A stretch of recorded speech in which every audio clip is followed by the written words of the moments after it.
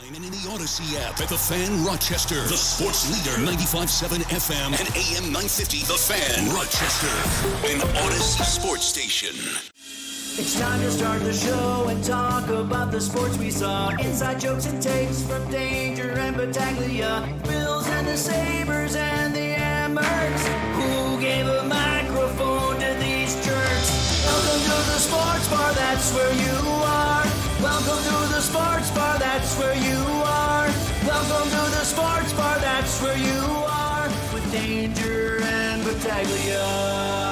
Welcome on into the sports bar. It's Danger and Battaglia live with you from our studios at High Falls. Appreciate you listening at 95.7 FM, AM 950, The Fan Rochester, and the free-to-download Odyssey, iHeartRadio, or TuneIn apps, and also on our YouTube and Twitch live streams. You can watch the sports bar at The Fan Rochester. Danger here, Battaglia there. I'm having all sorts of technical issues. Carry on. So Okay. we're good. You can hear me, right? Yes, I can hear you. Can Good, you good. hear me? I'm good. Mm-hmm. I'm good. I've got the backup laptop. We are all set, ready to deliver 3 hours of fantastic sports talk radio. Yeah. Fantastic sports talk for the Flower City. Let's set the table for you here in the sports bar, including a conversation here later this afternoon, right around 4:25. I shouldn't use the word conversation, Gino. That's a loser word. We're going to have a direct conversation. No, how do you say it? If it's not a conversation, what is it? A chat? That feels even more loserish. Get our thesaurus here. Yeah. We're going to interview. We're going to talk. We are going to pick the brain of the great Andy Behrens from the Deep Shot as here we are, week 10. Are you diving in on any of the players tonight? Certainly if you got Bowers, you're going to play him, but what are you doing in terms of Denver? Are you starting Bo Nix in a super flex? We will talk to Andy Behrens from our buddy from the Deep Shot. That's coming up at about 4:25. Later on this hour, we head to South Beach. Brandon Tobin, WQAM Miami, the co-host of Tobin and Leroy, our Odyssey Sports sister station. We'll get the latest out of the Dolphins. What are they doing? Honestly, if the Bills lose this game, it's worse than the Jacksonville Urban Meyer loss, right? Because at that point, Urban Meyer, you didn't know he was on his way out. He was just kind of there. They hadn't built anything just yet, and they surprised the Bills. This is a coach that I think we all believe is on their way out. This is a team that gave away parts of the trade deadline. It's a quarterback that they're probably going to move off of. So how did the Dolphins surprise the Bills? This is a divisional game. We'll talk to Brandon Tobin, WQAM Miami. Tobin and Leroy joining us here at the bottom of this hour. The quote from Coach McDaniel yesterday on losing 7 straight to the Buffalo Bills, his quote, "They've beaten us because they've scored more points than us and done the right football things longer than we have in those games that we lost." Shame on the Miami media. Can anybody follow up? You score more points. Can you be more specific? Tell me in any game which you lose a game where the opponent doesn't score more points. Yeah. Wow. You can join us this afternoon on the Good Smoke Barbecue and Pub Wingman line. Our lines are open for you at 866-4FAN, 585-866-4326. Award-winning barbecue from Good Smoke Barbecue and Pub, 135 West Commercial Street in East Rochester. GoodSmokeBBQ.com. James Cook back at practice today. That's your headline. So we don't have to worry about James Cook. Is this an ankle injury? No Christian Benford, though. That's true. No A.J. Epineza, no Shaq Thompson. Not really surprised about Shaq Thompson. Epineza with the concussion, right? He's going through protocol. No Christian Benford is interesting, though. But, yes, Bosa back on the practice field. James Cook back on the field. Daquan Jones and Taron Johnson both back on the field. Okay, that's big, having Johnson back and also Daquan. I do think that I'd like to see Daquan healthy for a playoff push because I think when he's at his best, he can give something to this team. But you and I both know this is kind of it for him. He knows it, too. Yeah. So And it's one of those games. This is a factor. Like, how could the Bills trip up? It isn't going to be 85, and it is South Florida. And, gosh, they're not conditioned for this. They should be conditioned. Let's see what happens here on Sunday. Injury report coming out later this afternoon. It's not out yet, right? No, it it's not. Released yet. Nope. Yeah, we'll be looking for that, and we'll keep you posted on the official designations for all of these players, either not practicing or not available to practice or not visible during the media portion of practice this afternoon in Orchard Park. I don't know. I feel like the big story of the day today, Gino, is the tragic end of life. The Cowboys defensive end, Marshawn Nealand. We learned of this earlier today. If you don't know who Marshawn Nealand is, 56th overall pick of the 2024 draft, young player for the Cowboys, relevant in the last few days because he scored a touchdown in special teams. He made a heck of a play Monday night. I remember watching this. So he's not the one who blocks the punt, but the punt, it's bouncing and it's heading toward the end zone. And I remember thinking, that looks like an easy play just to fall on the ball. But when you're that size and you have everybody converging on in, it's a heck of a play to recover that for a touchdown. And thinking, wow, that's the way you kind of do it. I'm thinking, and so that's the first time really I paid attention to him Monday night. And then to get this news today. Yeah, Nealand played his college ball at Western Michigan. He played in 11 games as a rookie last season, 7 so far in 2025. Actually started 3. Dead at 24. And according to police report, this was, it appeared to be a chase, some kind of car chase. Other authorities were involved. The car that Nealand was in crashed. They did a search for Nealand, and when they discovered Nealand, it appeared as if he died via self-inflicted gunshot wound. So the mental health conversation becomes a big part of this, a big piece of this. You never know what somebody is going through. You would imagine after just executing the greatest play of his NFL career on Monday night, he'd be riding high. Maybe not so. I don't know what led to the pursuit. I don't know what the circumstances around that were, but the authorities continue their investigation. The sad, tragic news is that the 24-year-old young man is dead, and there are questions, and we don't have any answers for them. Right. The investigation is ongoing. So Nealand's family and I believe pregnant girlfriend, is that accurate? Yeah, I heard that from Eisen today. Oof. So that's a blow. It's a blow for the Cowboys organization, who's already had some tough looks so far this year, and obviously for the Nealand family, you can't help but pour your heart out to them. 24 years old, found dead early this morning. What do you say about that? Do we talk enough about mental health? I mean, you're tuning into a sports talk show, but if you're a Cowboy fan, if you're living in Dallas right now, I'm trying to think, like, if this happened to somebody in Buffalo, we'd be, I don't know how we. I mean, if you think of like, well, I guess the conversation is you never really know what somebody is going through, right? Like Nealand on the field appeared to play with a great amount of joy. There's a clip circulating of him kind of goofing after a penalty where he lined up behind a lineman as if he was the quarterback. I don't know much about what he was as a person or what led to the circumstances behind the pursuit. But, I just would say, I guess you don't really know what somebody is going through. And we as men, I think a lot of times struggle with talking through whatever problems we might have in our life, what we might be feeling.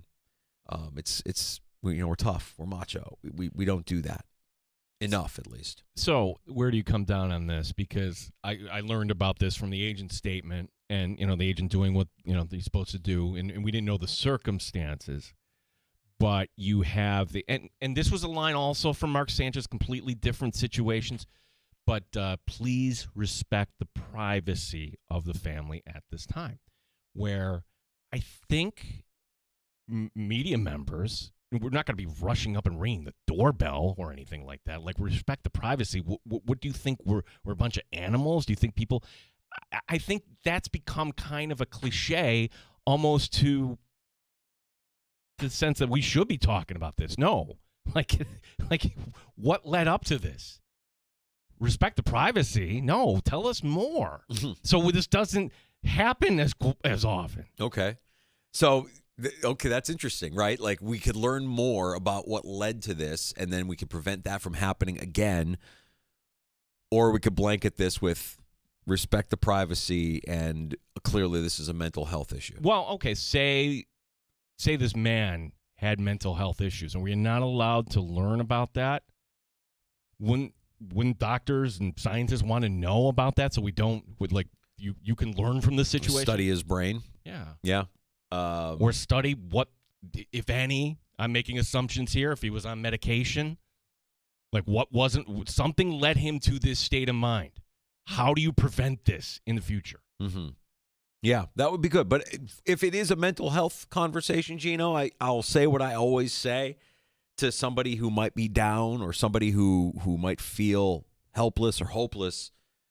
You know, when you stay present and you're in the moment, and you kind of take inventory and stock on what you have, who you have, and the love that you have, usually you start to feel a little bit better. And then I would say follow it up with get up and go for a walk. Clear your head. Just go for a walk. A lot of times you feel better after going for a walk. If you're steamed about something, if you're up or down about something, and you go for a walk, it feels like it just levels you off. Put in some earbuds, listen to your favorite music, whatever it is, or your favorite show on the Odyssey app, whatever it is. You know, you do that physical activity, you do something a little bit out of your comfort zone, and a lot of times that is a quick fix. And again, I would say talk. Don't be afraid to talk. Don't be afraid to share if it is something that is bothering you. Well, because I think it's become a cliche. Yes, we all care about mental health. Change your Facebook avatar. Do whatever you need to do. Show you care. Okay, then what are you really doing? What you should do is we're coming up on the holiday season, right? And be there for your friends. Yeah, be there for your friends. family. Like call somebody, text somebody. Sure. Go over. See if they want to hang out for a coffee or beer or whatever it is. Well, while they're respecting the privacy of the family, we'll learn more, I'm sure, through the authorities on the investigation. Oh, they pretty ongoing. much put it all out. The Plano Police Department goes beat by beat there. Like, okay, this was the chase. It ended. It was on foot, and then we found him a short time after 1:50. I'm curious about what led to the chase. That's the part. That's the investigation. The part of the investigation that nobody's talking about. That I'm sure they're trying to piece together now or figure out what exactly how they're framing that or how they're going to present that to us. But we'll continue to kind of monitor I'd that. also can we go? Here's another story, right? Like, well, we'll learn more. Did we ever learn about Junior Seau? Like, he just decided one day, okay, whatever it is. Yeah. Well, everybody assumed it was CTE. Yeah. It was, CTE. And nobody's saying that about this specific situation, but could you actually rule it out? I can't. I mean, I'm just, anytime something tragic happens to an NFL player or ex-NFL player, I think my first thought is always going to be, well, CTE.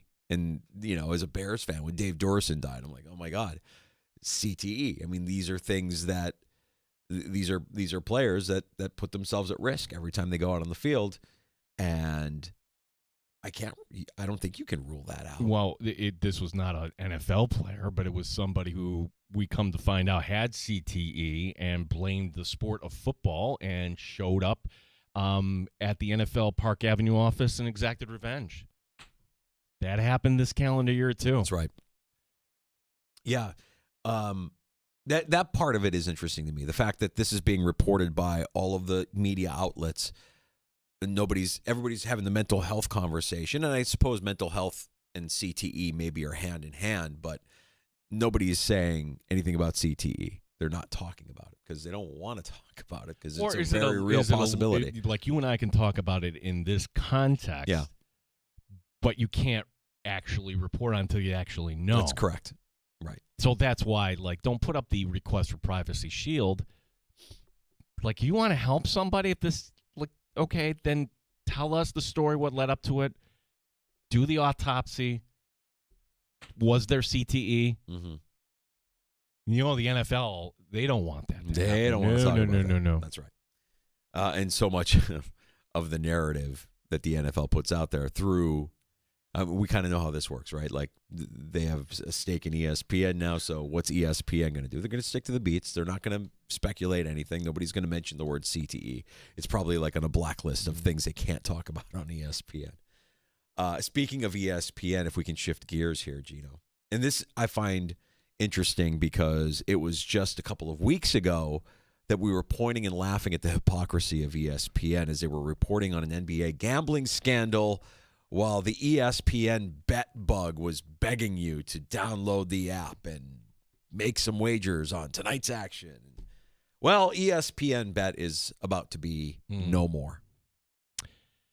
We knew this, so just to kind of give you the bullet points here, ESPN didn't actually run the betting company itself. It was Penn National. They're the company behind this. They were the brainchild of ESPN bet.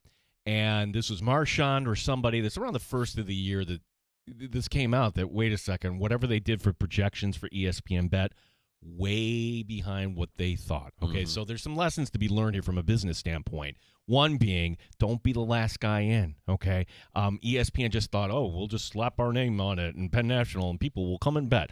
No, that's not what happened. But the other thing, how we kind of found to know about this is, the show, if you liked Around the Horn, that went away. And at the time, the report was it was going to be replaced by a betting show. And one of the reasons was, hey, approaching football season, we need to get more betting content on ESPN to keep Penn National happy. And then all of a sudden, that kind of went away, and they're doing another Sports Center. I'm like, well, that was kind of weird. So it leads me to think that this announcement, this decision wasn't made today. This has been coming for a long time, and ESPN decided, okay, you know what, we ended up killing Around the Horn, but we don't need to be putting in a betting show that, quite honestly, people aren't asking for. And Penn Entertainment had tried this sportsbook concept out with Barstool before ESPN. It failed with Barstool. They got it to ESPN on a 10-year, $1.5 billion pact.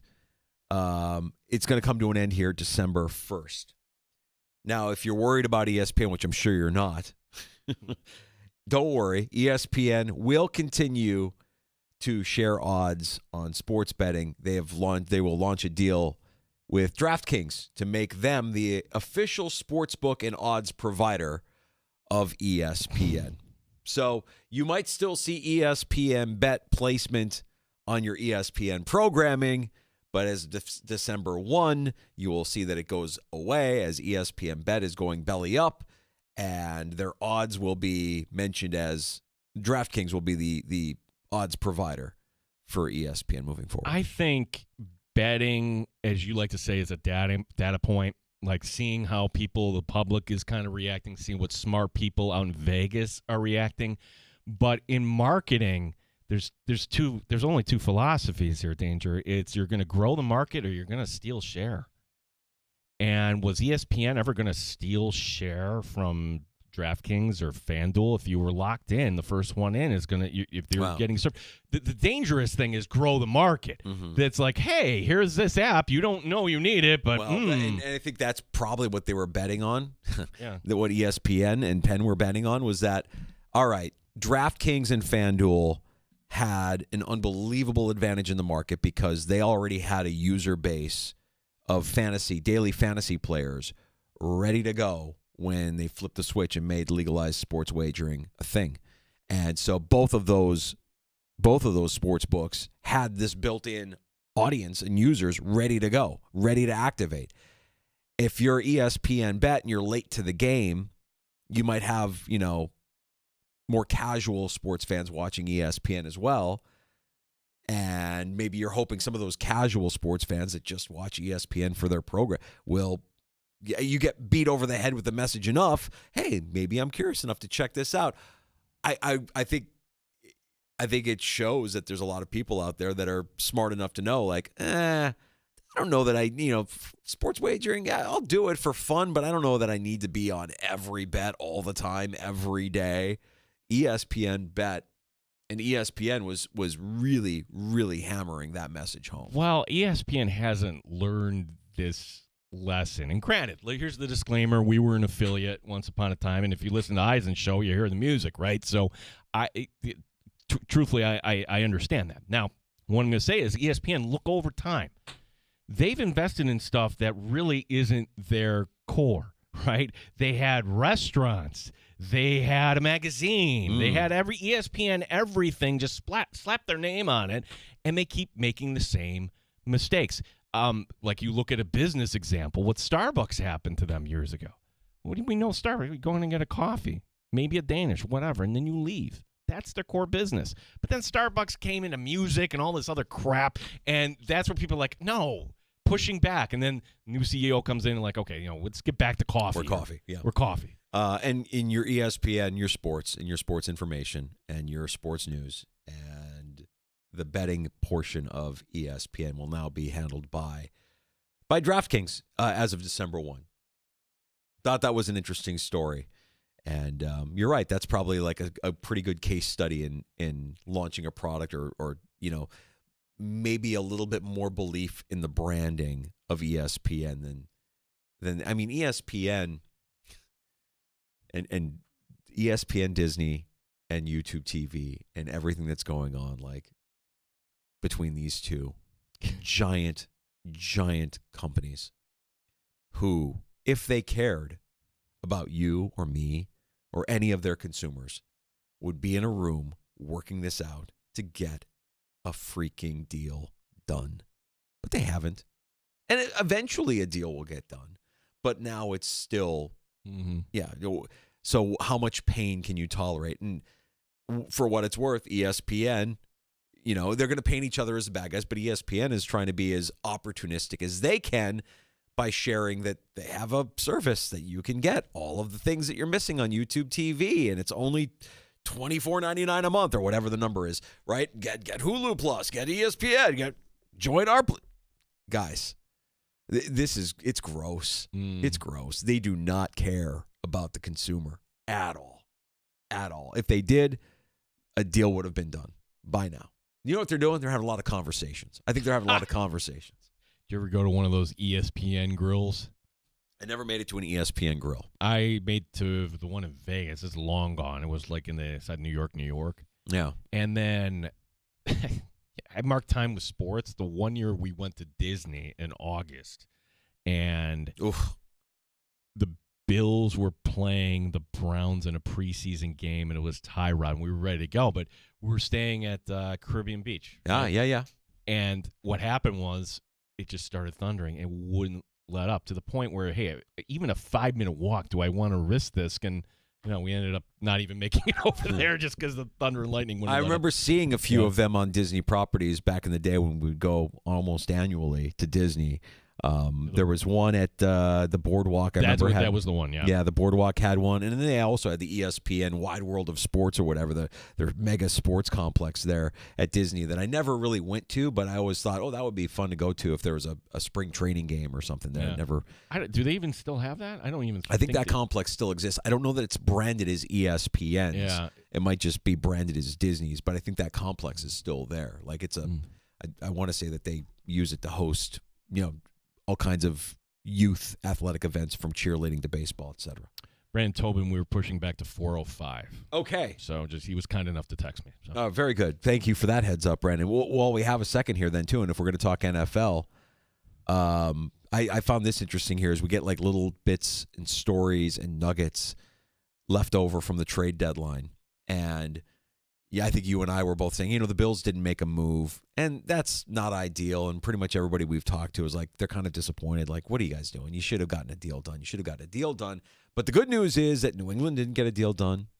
Kansas City didn't get a deal done, but Kansas City did make a call to the Jets and wanted to try and get Breece Hall. And if Breece Hall would have ended up in Kansas City, that would have been very, very bad. So what were the Jets asking for? Kansas City was looking to trade a 2026 fourth rounder for Breece Hall. The Jets wanted a third rounder. Sound familiar? Oh. Third round picks, man. That's the threshold. That's the breaking point. It's day 3. Yep. Like, honestly, day 3 picks have become so valuable. Are you kidding? Because I go back to Rashid Shaheed going for what he went for, knowing that he could have been had, that you could have added a guy like that to this offense and you would have added somebody that brings a dynamic skill set that you don't have, another weapon, another tool for Josh Allen. Now he's Sam Darnold's toy. If you would have given a 3. If you would have given them a 3, you probably get that deal done. You didn't. And instead, he goes to Seattle. The saving grace, if you're a Bills fan upset about the Bills' inactivity, is that, the Colts got Sauce Gardner. Okay, we pat the Colts on the head. They gave up 2 first-round picks and put a load of pressure on their quarterback. Well, that's the thing. Now they think that Daniel Jones is the dude. Yeah, he has to be the dude. He's the guy. Congratulations, Cole fans. Or you're going to be living in this world of, oh, gosh, who's our next guy that, go back over the years, Phillip Rivers or Matt Ryan or whatever guy on his last legs we're going to bring in. If they beat the Falcons in Germany on Sunday morning and we advance in Survivor football, I'm willing to say Daniel Jones is the quarterback, the franchise quarterback of the Indianapolis Colts. I will say that he's the guy. Indiana Jones, I'm all in. Just get me to week 11 in Survivor. Don't lose to the Falcons in Germany. There's a betting angle. And I will be a big Daniel Jones fan for at least a week. And speaking of Daniel Jones, and I feel like we asked this of Maggie Gray when she joined us yesterday during Happy Hour from Maggie and Perloff. Daniel Jones doing what he's done so far this year in Indianapolis, do you view that as an indictment on Brian Daboll? And this I thought was interesting. This is from Mraz, from Sean Moresh, who's at our Odyssey Sports sister station, WFAN. Funny dude. Those years with DA doing the Canadian bacon bit. He's great. Yeah. He's a great dude. Funny, massive Giants guy. And he's reporting that the Giants were prepared to fire Brian Daboll on the plane ride home from Denver after they blew that fourth quarter lead. And the Brain Trust had a cooler heads prevailed conversation and decided not to do the deed there. So Brian Daboll essentially knows, and he probably knew going into this season, I'm dead man walking. Like, they want to get rid of me. Well, now this solidifies it, right? Unless there's some miraculous run here where the Giants eke out 9 wins and they're a wild card, I don't see that happening. You don't see that happening. Daboll could say, well, what do you want? I had Evans and Scadaboo get hurt, and I got a rookie quarterback. Right. He'll probably plead his case, but... Yeah, and can it work if Jackson Dart has a new head coach next year? Of course it can work. I mean, you saw Josh Allen become an MVP with an offensive coordinator not named Brian Daboll, right? Like, I think we give these coaches too much credit when something goes good, and we blame them too much when things go bad. Not to be cliche, but when you see what Daniel Jones is doing in the Shane Steichen system versus what he looked like in New York, and yes, they did get to the postseason his first year in New York, but things are a mess with the Giants. You know, when you get hired in a lot of places now, right? They give you the personality test, and I did this years ago. Like, why would you care about that? Do you remember that? What were you like? I was, competitor, woo, all that sort of. The strength finders, the Gallup strength finders. Yes, we used to joke that they were like Pokemon cards. We would ask everybody what were your strengths. We wanted to try and collect all of them. We wanted to see if we could assemble a group of individuals that within our group everybody had at least one of the strengths from the strength finders. It's not meant for you, the employee that has to take that. It's meant for your manager. If they actually apply that, like, how do I understand this person is actually wired? And that, when I did, I'm like, oh my gosh, that's actually kind of accurate. When you, the thing being, going back to Brian Daboll. Brian Daboll, I don't think, is the manager who's going to look at StrengthsFinder and figure out, how do I connect with this person? He runs hot for everybody. Is that really a good manager? You don't want to work for that person. The good manager figures out, okay, how do I get the best out of this individual? How do I communicate with this particular person? I think the best coaches and leaders are the people that unearth greatness in people, but they discover it on their own. The leader doesn't have to do a lot of pushing. You just unearth something in them. You unlock something in them to the point where they have a level of confidence that you really don't have to push them to do anything. You've unlocked something in them. You know what I'm saying? Well, I think to answer your original question, should Brian Dable be held accountable, based on what Daniel Jones is doing now? Daniel Jones coming in was the guy that Armando Salguero, who, by the way, will join us on Friday. Nice. Called him a toned down Eli Manning, which, okay, that's like but this is the type of guy he is. He's not going to be rah-rah. He's not going to be over the top energetic. Just a different personality. Total opposite of Dable. What did Dable do last year? Not only did he just take away the snaps, he put him on the scout team. Yeah. Had him running the scout team. Yeah. While Tommy DeVito was taking real snaps. Hey, of course he did. That's ridiculous. That's fireable now that you look at the success that Jones is having. By the way, deliberative, maximizer, adaptability, harmony, and belief. Those are my strengths. Those are my top 5. I'd have to look up mine. How did you dig that out that quick? I put it on my LinkedIn page, Gino. Oh, I have a LinkedIn page. You don't? You don't make connections on LinkedIn? My daughter likes to send me direct messages requesting trade proposals on LinkedIn. I do, and it's just basically, hey, join this paper mill, and you will get you a diploma. No, I think I'm good. I don't need a master's in whatever it is you're offering, dear fake school. Yeah. No, I remember what mine is. My top one was competitor, which sounds like a good thing in sales. It's really not. And I had a manager here who just every time something didn't go my way would just beat the crap out of me. It's like, no, I know I lost. And so I remember walking into his office, be like, here are my strength fighters. See this? This is how you coach a competitor. That's right. And it's funny, like if you do take that a little seriously and you're honest and have an honest inner dialogue conversation with yourself, you kind of realize like, oh yeah, that is how I am. I'm a harmony guy. I do look for areas of agreement. I don't shy away from conflict, but I will try to find ways to make everybody happy. I'm a harmony guy. So who works well with that? And then you find the compatibility. I think Dayball, I think what we're talking about is way over Dayball's head. Like Dayball's just right, yeah. He's just a football guy. He's not thinking that deep into how he manages the ego or anything of any of his guys. Any armchair quarterback can figure out this is where we go for it on 4th and 1. I'm serious. Like, you don't need that in your resume, or you don't need the super smart. It helps, certainly, to be the super smart play caller, but can you be a leader of men? And teams make this mistake time and time again.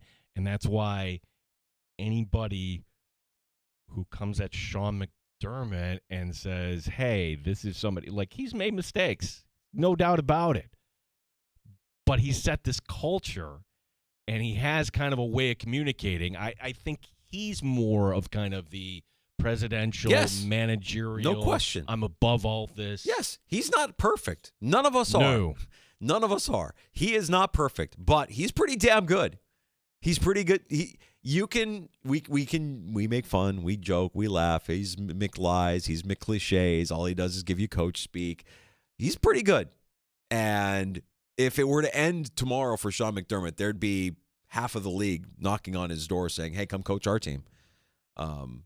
So I know that Bills fans, when things go wrong, the first thing they would fire McDermott, fire Bean. Like, yeah, guys, I'm not, even with a quiet trade deadline, I'm not there. Yeah. I'm nowhere near there. This is the issue, though.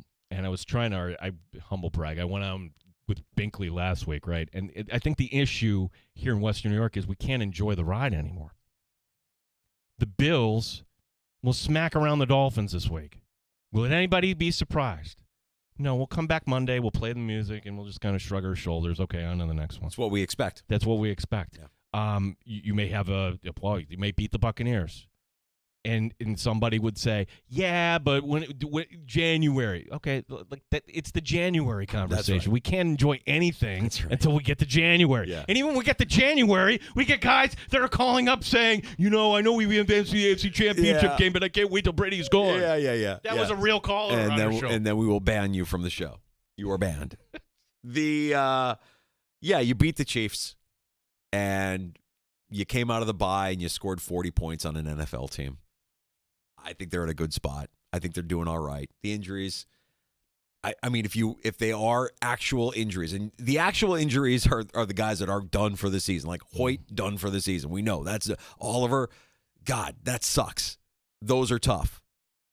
But when you hear of, Bosa missed a day of practice here, or Benford is missing, like I still think that they're managing reps and they're managing who's getting out there and when and against which opponents. Can we get by Miami if we limit James Cook a little bit? Yeah, I think you probably can.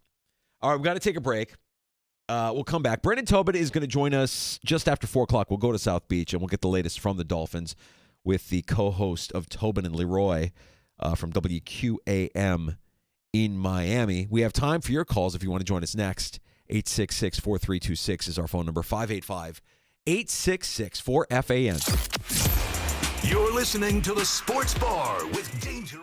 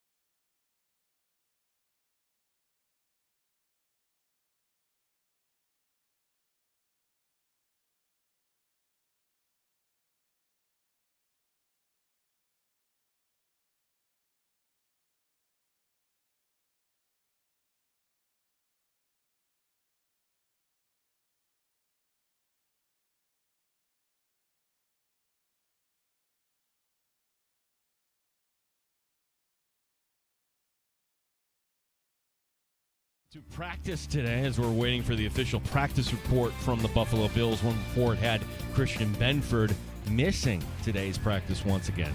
Josh Allen will be out there in Miami. He's talking about the homecoming for his teammate Jordan Poyer. I don't think he's approaching it any different than any other game. He's a true pro. He's a true veteran. That's why we've brought him back. He's going to continue to make some plays for us, and he's doing such a good job in that safety room of really relaying information and sharing what he has to some of our young players in there. One of my favorite teammates of all time, and just fortunate to have him back. Brandon Tobin, WQAM in Miami, will join us next hour. Week 10 beginning tonight. It's the Raiders and the Broncos in Denver. The Sabres have a point in 7 straight. They've also lost in overtime 4 of the last 5. Blues in town tonight. Our coverage will begin at 7. Gene Battaglin, the sports leader, the Fan Rochester. Straight up with no chaser. You're in the Sports Bar with Danger and Battaglia on the Sports Leader, 95.7 FM and AM 950 The Fan, Rochester. So it's the mouth breathers tonight, huh? Jordan Bennington? Danger. What they're doing to Bennington is not fair. Yeah, I He's know. a right to that puck. Yeah, I know we'll talk about Jordan Bennington at more at depth later on in shots, what he did, what he's attempted to do. It's pretty despicable. But of course, now it's like, oh, no, what are you talking about? What do you mean? Yeah, okay. It's kind of like the guy that Maggie was describing yesterday on the show, sitting behind her, taking her popcorn at a Bills game. What do you mean? I was just saw some popcorn. I didn't know it was a kid's. I had no idea. That's why Maggie. So to me, it was she. If you're not familiar with Maggie Gray, who does mornings with Perloff on her station, she's national radio show host. Grew up a Bills fan. Grew up in Binghamton. Would go to Buffalo every so on. And she described this story because set her up for the last question being, "Hey, hi Mark, are you gonna make it back?" And pretty much got the sense the answer's no on that. And I figure everybody else is giving the, oh, my memories. I remember this and going to this game, and this is so great. She's like, yeah, I remember, I remember seeing my first adult throwing up Yeah. in public. That was fun. And as I'm sitting there with my bag of popcorn as a kid, somebody reaches over and starts helping themselves. That's literally a commercial right now where a guy reaches over and grabs some cotton candy. I don't know who the spot is for, but you see it, and he's on the big screen, and he gets nabbed on the big screen stealing cotton candy from a kid. That isn't fiction. That's real life. That happened at the old Ralph Wilson Stadium to a young Maggie Gray, and she still remembers it. So her memories of the old stadium are not fond. When we first started doing this show, Yeah. the Bills were not good. No, they were still in the drought. They were in the drought. They were more entertaining with Rex Ryan, just saying and silly things, and maybe they would win the game, every so often. But whenever we landed on the topic of bad fan behavior in Buffalo, people would call in and they'd share their experiences, and then we all kept coming back for more. That behavior with the team being good now, Danger, we don't hear about people doing the dizzy stick stuff or jumping through this or barfing. You don't hear whatever. about guys running head on, plastered into a bus, passing out. And I'm sure that it's still happening, but we don't hear about it because they're winning, right? It's happening, maybe not to the scale that it was happening during the drought as we were trying to cope with the fact that this team was terrible. Well, and again, it's only anecdotal, but you go to the game, and if you're sitting up, you used to be like, oh, look at that fight over there, and you'd see all the security coming in. Sure. Ooh, wow, ooh. How many actual in-stadium fights do you get in Buffalo now? It's so expensive. Okay, back of your mind, you're thinking, I paid a lot of money for this. Right. Yeah, I remember having adults curse the entire game all around me while I was 10. Yeah, I remember, Maggie's recollection of her first time at the old Ralph Wilson Stadium was fun. And honestly, I think everybody's first experience, you could probably say, that was my first experience, my first ever Bills game. I'm like, wow, this is a scene. This is something.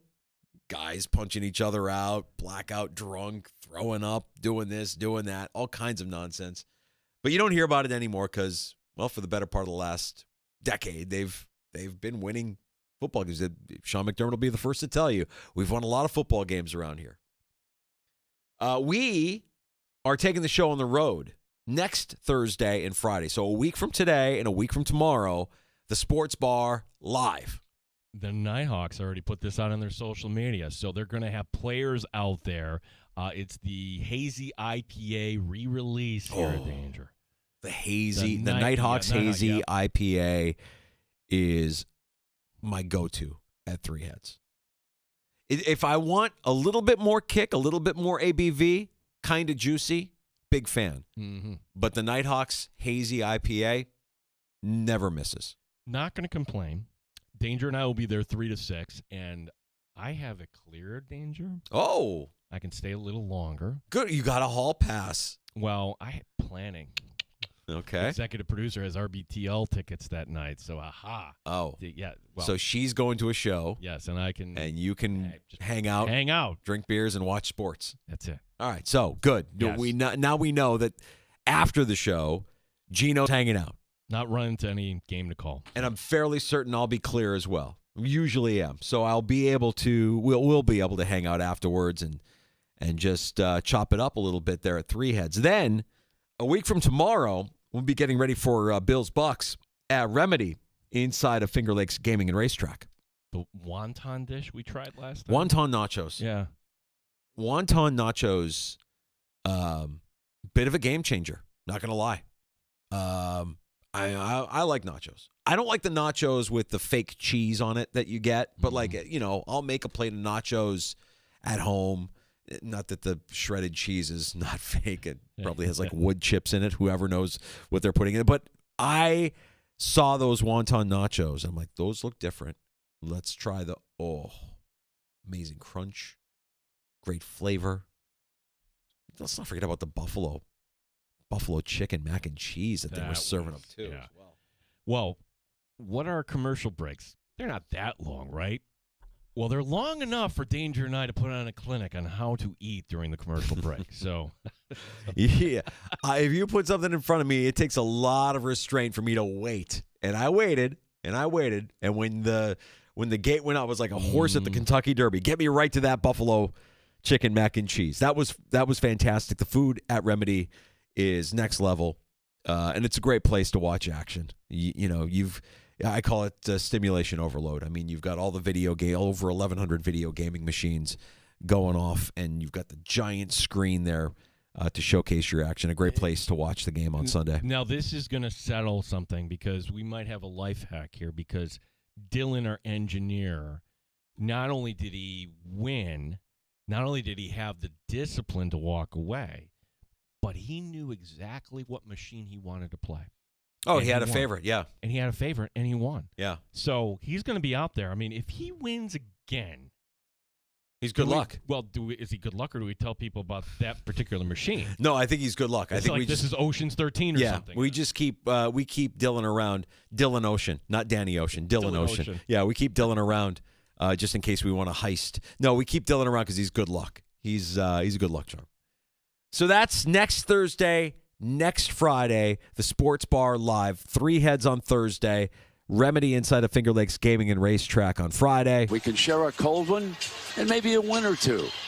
Can't wait. It's going to be a lot of fun. Time for calls at 866-4FAN, 866-4326. Took a call off the air and said, hey, you guys should point this out. And thanks to the gentleman who pointed out that Marshawn Nealon, apparently his mother passed last year.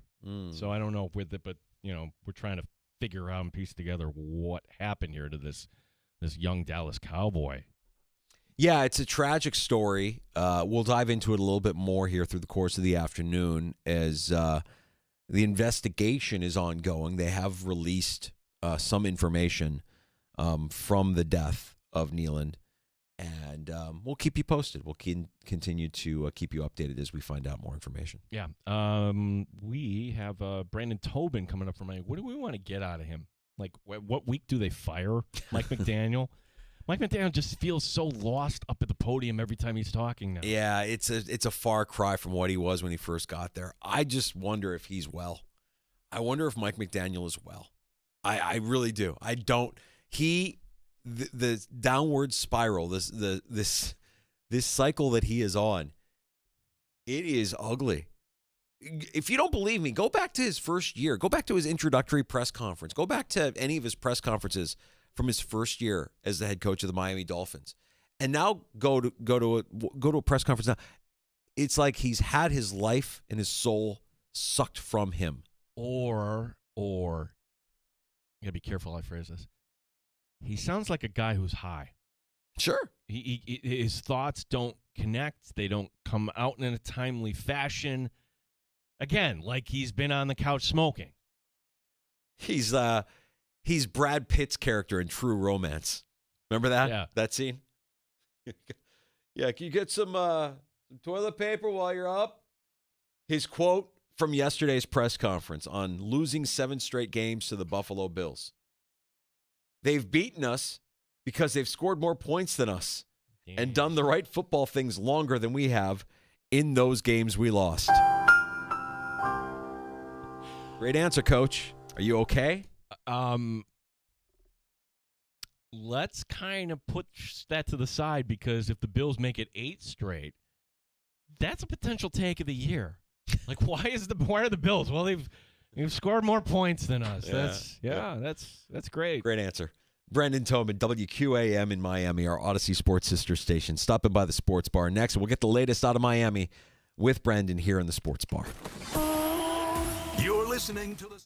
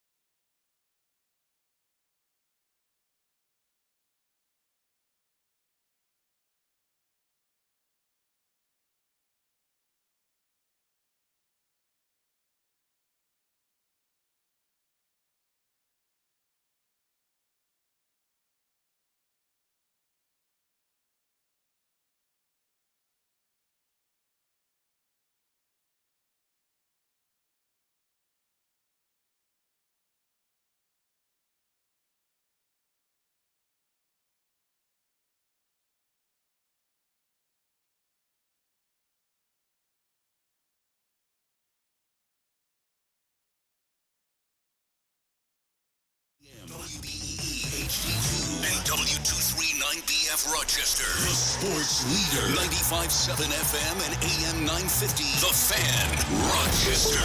An Odyssey sports station. The Fan, Rochester. Sports update. Second leading rusher in the NFL is James Cook. He was back at practice today. Missing practice today, A.J. Epineza, Christian Benford, Shaq Thompson, and Sam Franklin. Stepping up big time on the defensive line this season has been the rookie, Deion Walker. I feel like within our technique on our defense, I need to do better with my gap integrity, shedding blocks or getting off of every block, just stuff like that, and run into the ball. There is times where I am playing a lot more snaps than, especially my last season in college. So, just getting extra conditioning, getting in the sauna, especially for this game. So just stuff like that.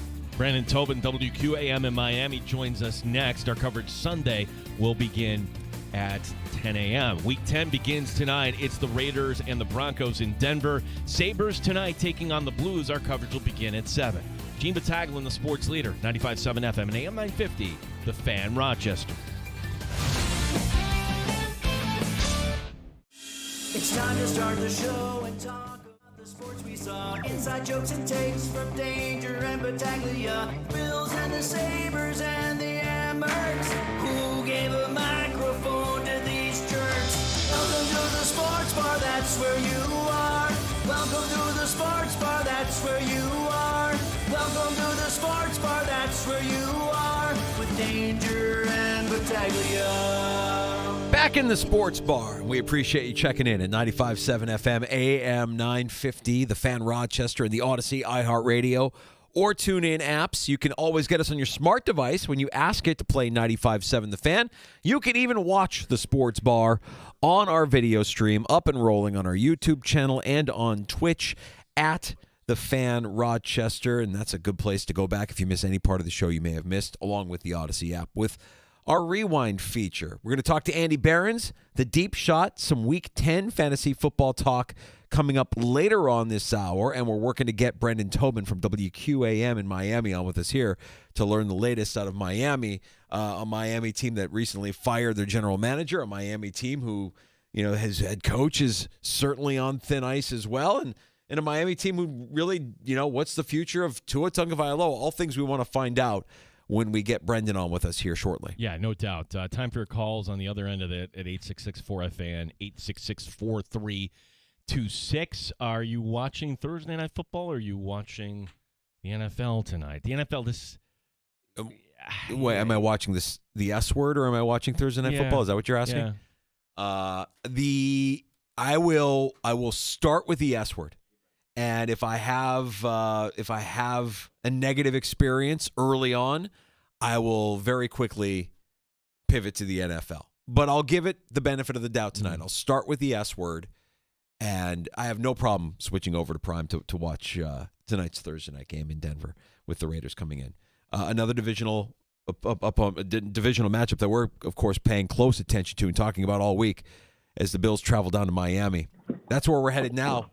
It's our buddy Brendan Tobin, co-host of Tobin and Leroy at WQAM in Miami, our Odyssey Sports sister station. Brendan, it's good having you on with us as always. And, man, we're looking at this matchup and the season as it's gone so far for Miami. And you lose your GM and the head coach is talking kind of incoherently a lot of the time. And we're just kind of wondering what the hell's going on down there. So we're all wondering what is going on down here. Who's in charge? Who has the direction that we're going in? It's been an absolute mess. It's been an absolute mess. That worst case scenario was a possibility this year for sure, but every nightmare has become reality for the Dolphins. And you mentioned Chris Greer finally being let go. I don't think Dolphin fans ever thought they'd finally see the day where that happened. And now you're kind of wondering, all right, what's the next step? Does anybody want this job? Is Mike McDaniel sticking around? We don't know yet. We're now left in the next level of murkiness. Yeah, well, if you really want to hire the best candidate for GM, wouldn't you want that GM to hire his own coach? Or is McDaniel going to have explain that to us?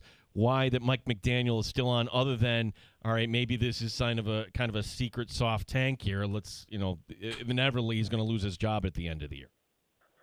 I don't know what the reasoning that you could have to keep Mike around other than Stephen Ross's MO his entire time as the owner is he doesn't like to purely clean house. He always does, fire the coach, keep the general manager, keep the general manager, fire the coach, keep the general manager, then hire somebody above the general manager. Like he always likes to keep some familiarity around him. And I do think that Mike is a likable guy. I think that he's, he will work well with others no matter who the person is. He's had 3 different defensive coordinators. One was inherited. One was Vic Fangio. Then the next he gets to finally hire a guy in Weaver. Nobody, I think, really complained about working with him, but I don't think everything was – it's not probably the best position to put a coach in those shoes to start his career. So I think it's just with Stephen Ross, he doesn't have this comfortability to just break off of everybody and go in a completely blind direction. That scares him more than just keeping somebody familiar around and hoping that a new combination of the Rubik's Cube will solve everything. Brendan, is McDaniel well? And I'm asking because when we first knew of him and he first got this job, he was viewed as this bright, articulate, funny, clever, egghead kind of offensive genius. And when we hear him now, he reminds me of the Brad Pitt character from True Romance. I don't know if I'm dating myself with that, but he's the guy on the couch is like, hey, yeah, you go up and get some snacks or something. He just feels and looks like a guy who has had the soul sucked out of him. And I'm sure that losing as many games as they've lost the last few years will do that to you. But is he well? No, he is not. He's definitely wearing the struggles of his team on his face, and then definitely with his mouth at the podium. Like, look, I do pregame for our station. I cut every Mike McDaniel press conference. It's pure torture for me every week. Like you guys know in radio, you want like 20, 30 seconds if it's juicy. It's impossible with him. Every answer is 3 minutes long. Everything is just it's like, how coaches always like to be efficient with his time. Every press conference is 25 minutes. You're just like, why? He was asked something about Tua this week. It was a 5-minute answer, and none of it was coherent. I just don't know. I think there's part of him that's a very intelligent man, and so he wants to get all of the thoughts out, but none of them come out coherent. And he's definitely gone from more sad rambling from the funny quips. We don't get as many funny quips anymore because things aren't funny when you only have 2 wins. Yeah, we're talking to our buddy Brandon Tobin, WQAM in Miami, as the Bills are playing the Dolphins this coming Sunday. If McDaniel isn't back, where does this kind of leave Tua? Because with his contract, you could make the argument, all right, give him one more shot, but then a new head coach might not want that. So, or a new GM might not want that. So, Tua, does he survive all of this? It's a great question because they do have so much invested in him. I think that Tua's had a lot of missteps this year. Not only that he's playing his worst football, but he also has had foot and mouth syndrome of just like the worst press conferences you've ever heard this year. Always been an honest guy, but just really doesn't have the temperature of when to turn things down. I've said that with him, instead of being a fire extinguisher, he's been a gasoline can. So like, he always just makes the fire worse. And I think that's turned a lot of people off. Even his most staunch defenders have been like, come on, man. Like, there's nothing. I consider myself a guy who's like, back to think he can be good, right system. No, he's dealt with a lot of adversity, but even I can't defend some of the things he's gone up there and said. And then you add on top of it, his number one thing that he's always had is his accuracy, and he's leading the league, if not damn near leading the league in interceptions. He can't take care of the football, and they're always coming at the most back-breaking times. You guys remember from the last time the Dolphins and Bills squared off. Like, that was just, that's been really, really rough to see from him this year. And I don't really, I feel like Tua's always kind of had that small margin of error. Like, if things aren't right for him, then it can turn disastrous. So I don't know if it's a confidence. I don't know if it's physical. I don't know if it's just the league catching up with him. I don't know if it's all three of those things blended, but it's really just come together as this Molotov cocktail of a disastrous season for him. And I just don't know if the fan base would tolerate if it keeps going down this path, if there's no bounce back from him, if they don't shine up the record and he doesn't look a lot better. I don't know how you could bring him back. And I know that that's tough at the numbers that he's at, but I think that any fan base here would take ex-journeyman quarterback on a prove-it deal or some rookie, even if it was a year of Quinn Ewers, to really tank this thing and go. I just don't know if it continues to go down this path how Dolphin fans would tolerate that. There's already a lot of people flying banners every game, not buying tickets at the same rate. So it would be tough to bring him back if he keeps this up the rest of the year. Brendan, walk us through how the Eagles were able to acquire Jalen Phillips from Miami, because with Greer gone, first of all, I'm wondering, is Howie Roseman a predator? Did he just see an opportunity here? There's no GM. We can get whoever we want as long as we offer a third. How did that all go down, and how did Jalen Phillips end up in Philadelphia? Well, I think the thing is with Jalen Phillips is he is an unbelievably talented guy. He is a physical freak, but he's also had some really catastrophic injuries the last 2 years. He tore his Achilles a couple of years ago.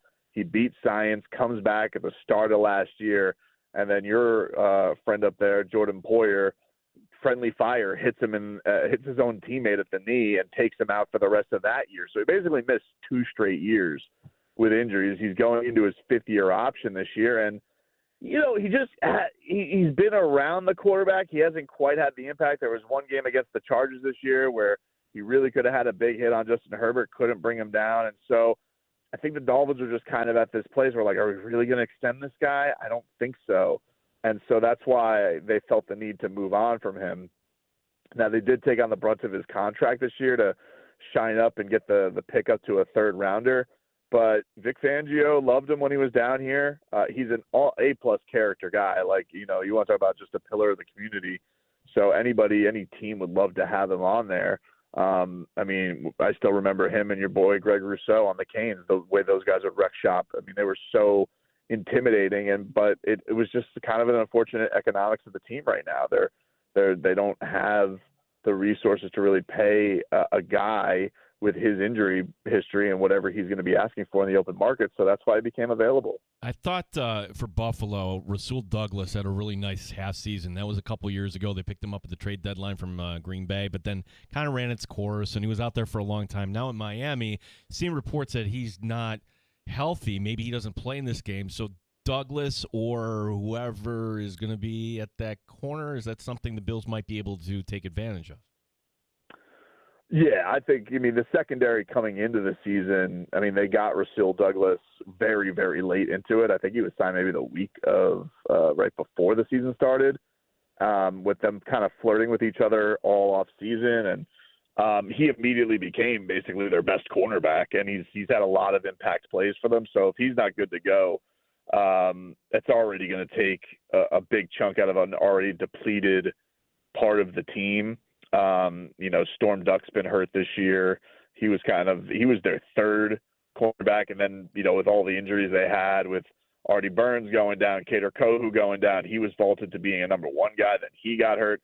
So they basically got Jack Jones, who's a little inconsistent, talented, but inconsistent. And then Ethan Bonner, who's kind of a training camp wonder every year, super fast, but hasn't really blossomed the way people thought. He's also had a lot of hamstring injuries that has hindered his season. So, yeah, I would say that, those boys are going to feast, and especially knowing how, Josh loves to get to the tight ends on the outside with those short throws. And these guys have been prone to missing tackles a lot on the outside for the Dolphins. So that definitely can spell a recipe for disaster, although with Josh Allen against the Dolphins, pretty much anything does. Jones is a guy that I remember from the first time these two teams met. You referenced the game in week 3. He seemed like he had a pretty good game for the Dolphins defense against the Bills, and that was a 10-point win for the Bills. And I'm trying to figure out what Dolphins team shows up, because I'm trying to figure out how they beat the Falcons the way they did just a couple of weeks ago before looking kind of sleepless. And I guess they were moving the ball relatively well against the Ravens between the 20s, but just didn't have that killer instinct, couldn't close at mistakes. happen in the red zone. Which Dolphins team do you think does trend continue where they look bad one week, look good one week, look bad the next? They're due to look good against the Bills? Is that what we should expect? When are they ever due to look good against the Bills, boys? Let's be honest. Yeah, I mean, well, that's just, they were good against them in week 3. I mean, that was one Tua interception away from being a lot closer for comfort than a lot of Bills fans wanted. I understand. I think the thing that's been frustrating, and you could actually go back to that because I remember that I believe they were tied, and then Zach Sealer had like a terrible penalty running into the kicker, Correct. And that ended up leading to a go-ahead touchdown. And that's kind of been the story of the year.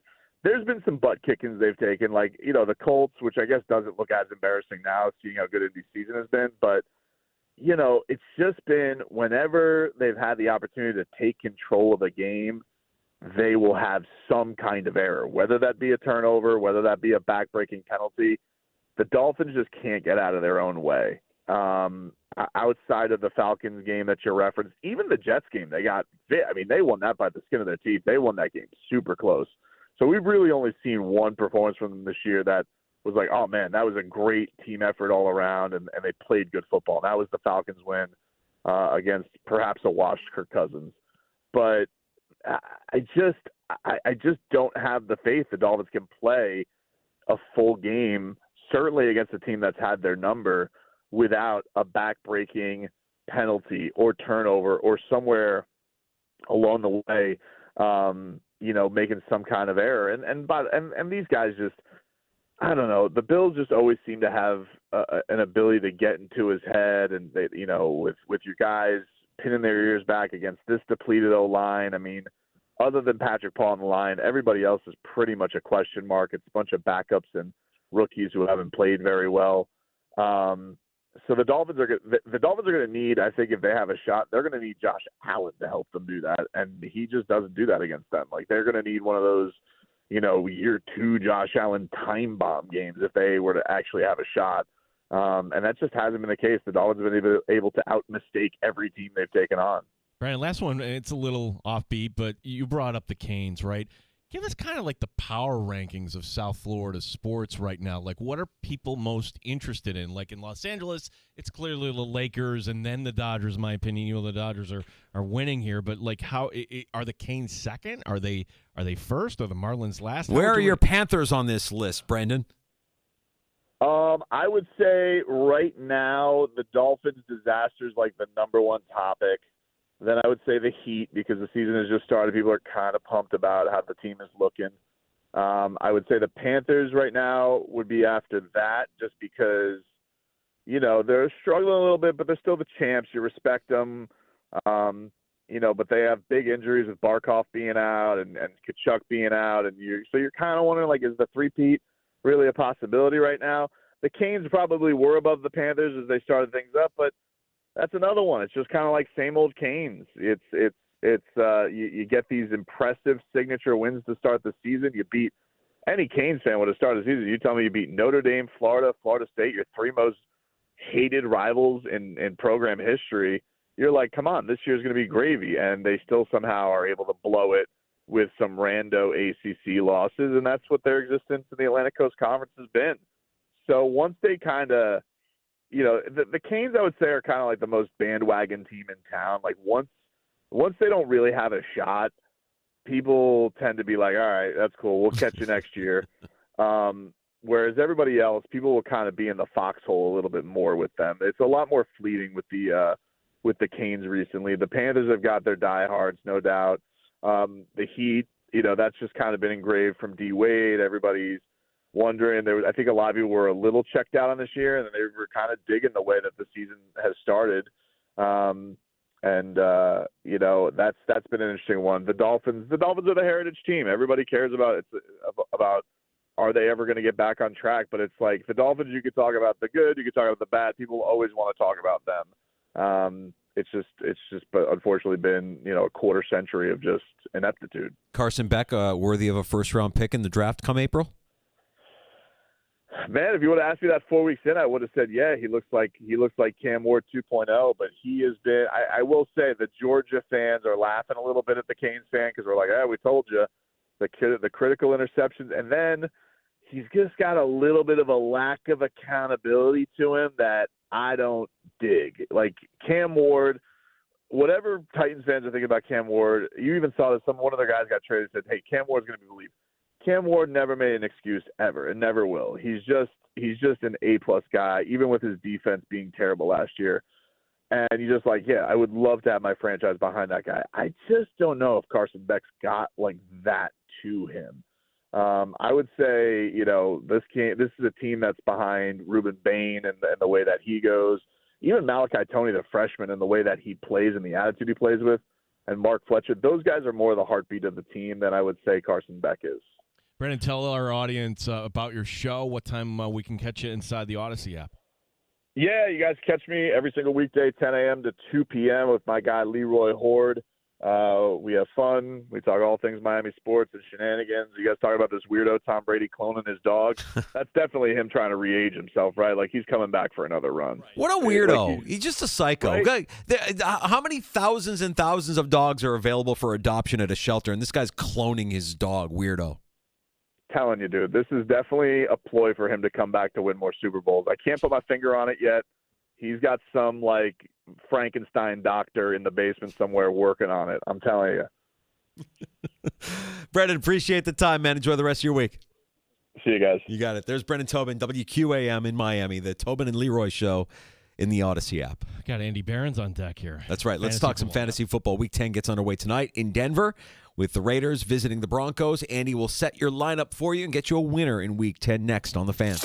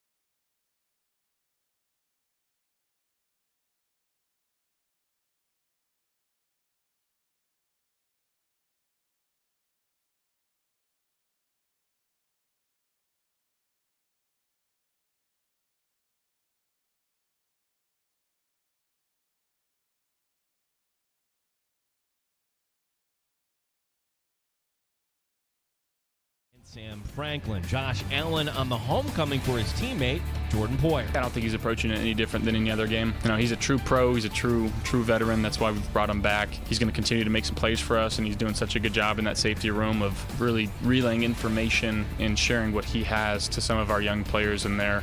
One of my favorite teammates of all time, and just fortunate to have him back. Bills and Dolphins, our coverage Sunday will begin at 9 a.m. Week 10 beginning tonight. It's the Raiders and Broncos in Denver. Andy Behrens from the Deep Shot joining us next year in the Sports Bar. Sabres have a point in 7 straight. They've lost in overtime in 4 of the last 5. The Blues the opponent tonight. Gene Battaglia, the sports leader, 95.7 FM and AM 950, The Fan, Rochester. Top Shelf Sports Talk. You're hanging out in the Sports Bar with Danger and Battaglia on the Sports Leader, 95.7 FM and AM 950, The Fan, Rochester. Understanding our game plan and understanding how we need to execute, and 11 hats to the football is really the answer to any of those questions, right? How you stop anybody? Well, be physical, 11 hats running to the football, being able to execute the game plan, and we were able to do that last week. We want to continue to build off that momentum, and understanding where everybody's supposed to be when they're supposed to be there, the communication, the checks, all that goes into stopping any great player. It's playing really good team defense.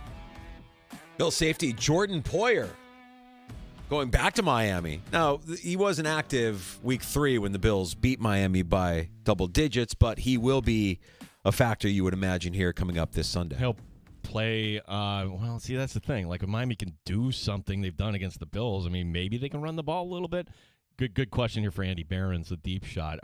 The Bills' defense has come around here, Andy, in a little bit, and thanks again for your time, but are we feeling confident at all in the Dolphins? Is this a game maybe where we get some garbage points? How do you view this matchup where, on paper, the Bills should blow out this team? Yeah, I'd be shocked if what you're indicating on paper is not what happens in reality. I do not have much trust in the Dolphins at this stage for pretty obvious reasons. It's a mostly broken offense and an entirely broken defense, and I just can't imagine that they're going to be able to keep up with the number of points that their defense will be giving up. It's just a barely functional team right now. And Tua's clinging to a job, and Devon Achane is about the only thing that really works consistently. And even what works with Achane is a little bit weird and not the way that other running backs do it. So I'm not, if people haven't already used the Bills in Survivor, they're probably getting ready to use them this week. Andy, trade deadline was on Tuesday. We see some new faces in new places. I'm curious as to what it might mean for guys like we might see tonight, Trey Tucker for Vegas. What does it mean for Jacoby Myers in his new setting in Jacksonville? And certainly a guy that we were talking about a lot here for Buffalo, and Rashid Shaheed now ending up in Seattle. Are you moving on any of these pieces? Are any of these guys entering your lineup knowing that they're in a new environment? Yeah, all it took was the Chicago Bears having a 47-point week for the rest of the league to decide that they needed to upgrade their receiving cores, that they needed to add corners. Yeah, really exciting trade deadline, actually. I think that it wasn't the splashiest of ads, but I seriously think the Jacoby Myers ad perhaps going to be one of the most impactful, at least in real life, for Jacksonville. A couple of reasons. One, obviously Travis Hunter is on IR, and Brian Thomas Jr. is not looking good this week. He's got a high ankle sprain. Maybe not the most severe high ankle sprain, but pretty significant injury. The other thing about Jacksonville is that the number of drops that their receiving core has is just outrageous. I think it's 30 drops on the season, and Parker Washington, Brian Thomas Jr., and De'Ami Brown are all among the leaders in drop rate on the season. And to have 3 guys doing that is just wild. I think Trevor Lawrence is far from perfect, but he has not been nearly as bad, especially over the last month, as maybe some of the box score stats would indicate, because those receivers just can't catch, which is obviously a fatal flaw for receivers. And whatever else you think of Jacoby Myers, he does not drop the football. I don't think he has a season with more than 4 official drops on the air. Brian Thomas already has 9. But Jacoby is a very trustworthy receiver. Elsewhere, I think, in tonight's game, obviously it sets up really well for Trey Tucker. And as we saw last week, Brock Bowers is now just the engine of the Vegas offense. He's back to full health and scored 3 touchdowns and looked like the old Brock Bowers. And I think that's what you can expect going forward there. It's Tucker, it's Genty, it's Bowers. That Shaheed ad in Seattle is just, man, kind of a chef's kiss addition to the team. It wasn't even a weakness, right? They were strengthening a strength, which you kind of like to see. Nobody's been better on deep balls this year than Sam Darnold. He's like 20 for 28 on deep throws so far this season, nearly a perfect passer rating. And they managed to add Rashid Shaheed, who has, track speed and can function really at all levels as a receiver and is having a very nice year. What a great ad for them. Andy, I'm a little concerned about the Green Bay offense here, whether you're Jordan Love in a super flex or, well, at least you have Tucker Kraft and now you don't. Are we trusting Luke Musgrave as plug and play, or we need to see it first? But the overall story here, what's wrong in Green Bay? Can we put our finger on it? Yeah, I think with respect to Musgrave, I think you can trust him in fantasy. He was, when they originally drafted Kraft and Musgrave, I believe Musgrave went earlier, and he looked fine early in his career. He had some really nice moments as a receiver, a little bit more awkward than Kraft, but some really nice moments as a receiver, got himself free. He's not the all situation player in reality that Tucker Kraft is, right? So in the past, if Musgrave's on the field, it's a little bit more of a tell because we're probably throwing the ball because Musgrave probably isn't out there to block. So it's, he's a little bit more limited in real life. But in fantasy, I think Musgrave can be a real contributor. We're running out of playmakers though in Green Bay with Kraft down and Reed is already out, and they got to get some guys back, and they got Christian Watson back, and that's something. But it's not, it's not the fully operational Green Bay offense that we might have expected. And it makes Jordan Love a lot less interesting. Josh Jacobs is still the central figure for that offense, but I don't think in any given week you can hope for more than a couple of touchdowns out of Jordan Love. And this is kind of a thorny matchup now against a Philadelphia defense that enhanced itself a little bit at the deadline. Yeah, and I wanted to talk about that Philadelphia offense because they've strung together a couple of wins in a row now. They're coming off of a bye. And when we last saw them, it looked like they were starting to get their legs back underneath them as an offense. Are you buying into that? Is Saquon back? What's the health of A.J. Brown, knowing that he's still on the team, and what does that look like moving forward? Are you bullish on Philadelphia's offense here moving forward? Yeah, we got answers to one of the biggest fantasy stories today, basically, because the Eagles and Packers are playing on Monday night, so they weren't officially practicing until Thursday. A.J. Brown was out there and Saquon Barkley was out there. So we had a little bit of a worry because Saquon, checked out with what sounded like a fairly mild groin issue a couple weeks ago, and A.J. Brown obviously had the hamstring. And so it was a huge open question as to whether they would be practicing to begin the week. They are. So we need to feel good about them. And it looks like Philadelphia had a very well-timed bye, and everyone got healthy, and we can feel really good about it. Now they've also, again, they make a trade to improve the pass rush, improve the defensive front. That's a good thing because they did not have a particularly impressive pressure rate. They had only 16 sacks on the season entering week 10, which is not what you think of when you think of Philadelphia. And I just feel like if they get healthy and stay healthy, now we have the scenario again where Philadelphia ends up playing its best football when it matters most when we reach January. We have now in Arizona Jacoby Brissett, at least the next 4 weeks, maybe for the rest of the season. And, well, that looked like a decent offense. It looked like, okay, this is what you would kind of expect. There's Marvin Harrison Jr. We know McBride's going to be okay, but is this against who? Yeah. Is that? Are we thinking that buyer beware here with Seattle coming up? Well, you definitely can't go back to Kyler Murray now, right? Because before they should have just put him on IR, right? But instead of putting him directly on IR, they announced beforehand that he would no longer be starting for the team. And it wasn't related to the injury. And then they talked about the injury and then they put him on IR, right? So you can't, I can't imagine a scenario in which Kyler Murray is quarterbacking that team maybe ever again. Certainly not again this season. It is putting a lot on, a single quality game against a very poor Cowboys defense that we've been picking on all year in fantasy. But it was nice to watch the Cardinals, and it was just a normal game. We don't get a lot of that out of Arizona. They are I talk about it all the time. They are absolutely one of my least favorite teams to watch during the week, because nothing is ever normal. It's always a little bit broken. Kyler does some weird stuff.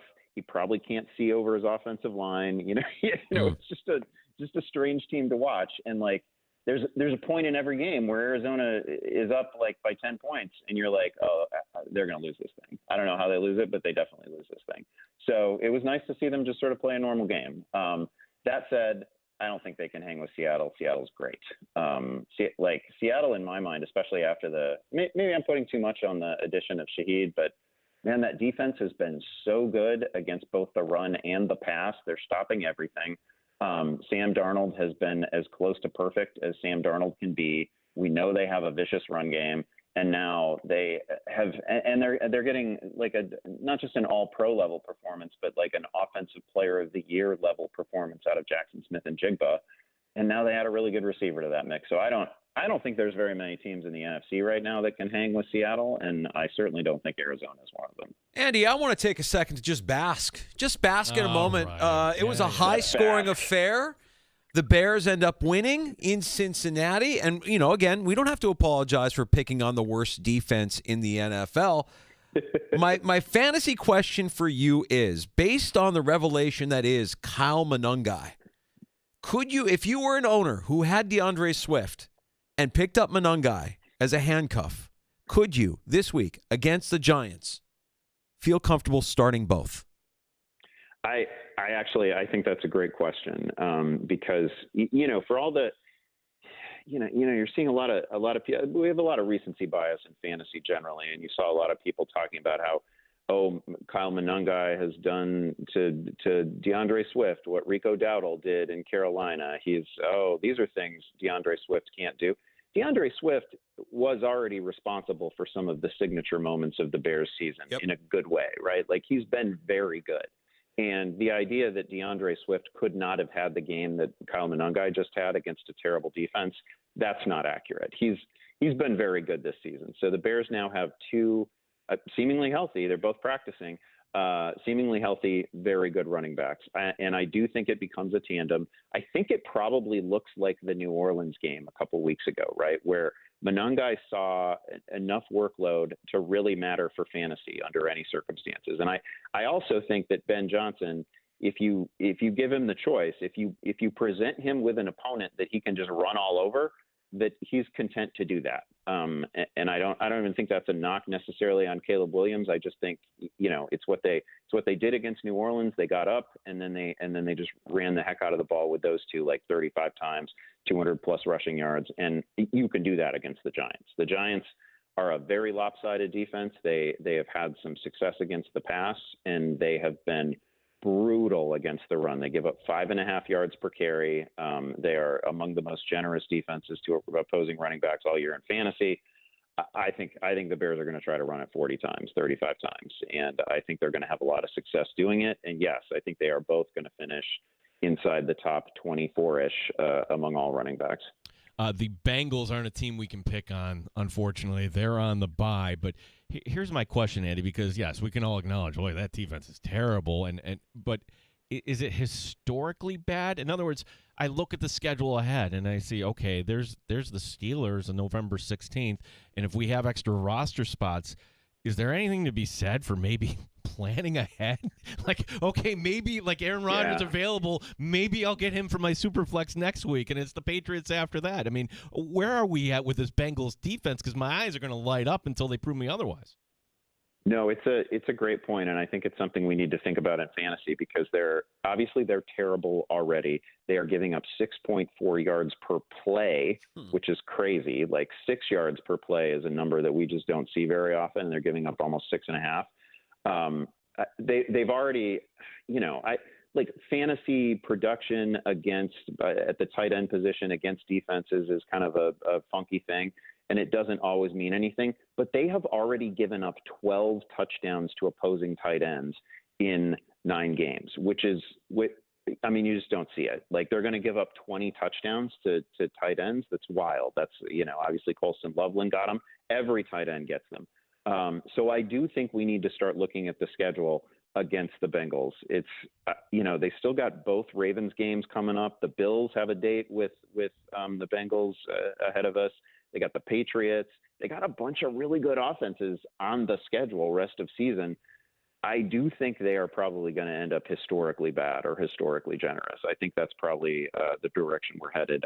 Also, in championship week, in week 17, when you need production the most, they're going to face the Arizona Cardinals. And the Cardinals, again, it's probably still going to be Jacoby Brissett. You're probably not going to start Brissett in your championship matchup. I get it. But, man, Marvin Harrison, Trey McBride could have 3 touchdowns that week. I don't know. It's going to be – Trey Benson will probably be back. He'll be great. Like, you should load up on Cardinals in advance of that. The Bucs are coming off a bye, and a lot of Bills fans are going to be paying attention to the outcome of their matchup with New England this weekend, Andy. And I just wanted to get an update on Tampa Bay's offense. Who's healthy? Do we know who's practicing? Do we know if Bucky Irving is back? Do we know the status of any of Baker Mayfield's weapons? Yeah, really, really brutal for those of us who were kind of sort of hoping that Bucky Irving might come back. He's still not practicing. Like, it's Thursday and he's not practicing. It sounds like they're doing a little bit more off on the side. Chris Godwin too, but they aren't practicing. And if they're not practicing in any capacity on Thursday, it's really, really not a good sign. It's funny right now, if you go to X and you search for Bucky Irving, which of course I've done, it's just a bunch of people who are combing through like his Instagram page, looking to see if he's wearing a brace on his foot, on his shoulder. Like, it's just people doing their own like detective work, trying to figure out where Bucky Irving's at. He's not at practice. That's what I know. And it's a rough sign because you need all hands on deck, I think, to beat New England and compete with New England. So I would not expect huge things from Tampa Bay's offense this week. New England's been a pretty stingy defense. You guys know that. I don't think they've given up more than 50 rushing yards to any back yet this year. So that's a tough opponent. Yeah, last one for me, Andy, and I'm a little surprised when I look at the betting line to see that the Ravens are actually getting points at home against Baltimore. I know Baltimore might be turning a corner here, but I'm just looking also at the over-under 49, which suggests, okay, there are going to be points in this game. I think we know what kind of to expect from Baltimore, but what about Minnesota? What did you see in that win, a quality one certainly, going in against the Lions last week? Yeah, McCarthy's funny because he was, that offense was really good during sort of the scripted portion, right? Very early. McCarthy made some great throws. The touchdown to Justin Jefferson, I thought, was a great ball, the one-handed TD. And then the throw that sealed the game to Jalen Naylor, the back shoulder, I thought was a great throw. But then along the way, there's a bunch of misfires, and in between the open and the close, I thought he really looked like a very young starting quarterback, which of course he is, which is fine. Can they hang with the Ravens? It would shock me. I shouldn't be shocked. They have Justin Jefferson, they have Aaron Jones, they have some very good pros. But man, you can't miss on too many drives, and they have a quarterback who still looks like he's figuring things out. And do I think they can get to 24 points? I do. I just think the Ravens go beyond that. I think the Ravens, with all of their offensive weapons, are still a scary opponent. If you're streaming defenses in Week 10, Andy, is there any team that you're targeting that might be available on the waiver wire? Yeah, Carolina gets New Orleans. That's a really good spot, and Carolina's been pretty frisky. The Lions are always in play because they can pile up sacks. The Browns get the Jets, and the Jets just waved the white flag as if they hadn't done so already. So that looks like a really good spot too. So all 3 of those defenses are available out there, and I think they can all be really helpful.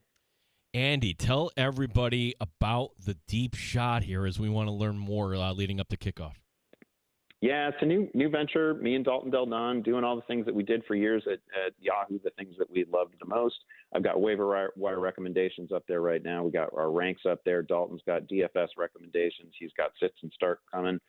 we're going to do on Mondays before the Monday night game. We always do a live stream both on X and on YouTube for the people just answering questions. So please check it out. I would appreciate it. Yours truly will be at Soldier Field on Sunday, braving the elements and rooting on the Bears for a Giants win. And if they do win, I'm not going to say that it's because I was there, but they will have won, and I will have been there. Correlation, causation, who can really say? Who can really say? Enjoy your weekend, Andy. Talk soon. Thanks, guys. Good luck, everyone. There's Andy Behrens, the deep shot, joining us every week at this time to help set your lineup in fantasy football. Who did you see last year? Was it Carolina? Oh, it was Carolina. It was Carolina. They won. Immaculate vibes the day that we went and saw Carolina. This year, not so much. This year, wind, rain, potentially snow. We're layering up this year. It's fine. It's going to be a great time. And I like what Andy had to say about the Giants defense giving up as many yards per rush as they are. I'm not expecting Caleb Williams to throw the ball a ton. I'm expecting the Bills to remain as physical as they were against Cincinnati, against a kind of a Giants defense that's doesn't feel like they're being coached very well. They just feel less than coordinated.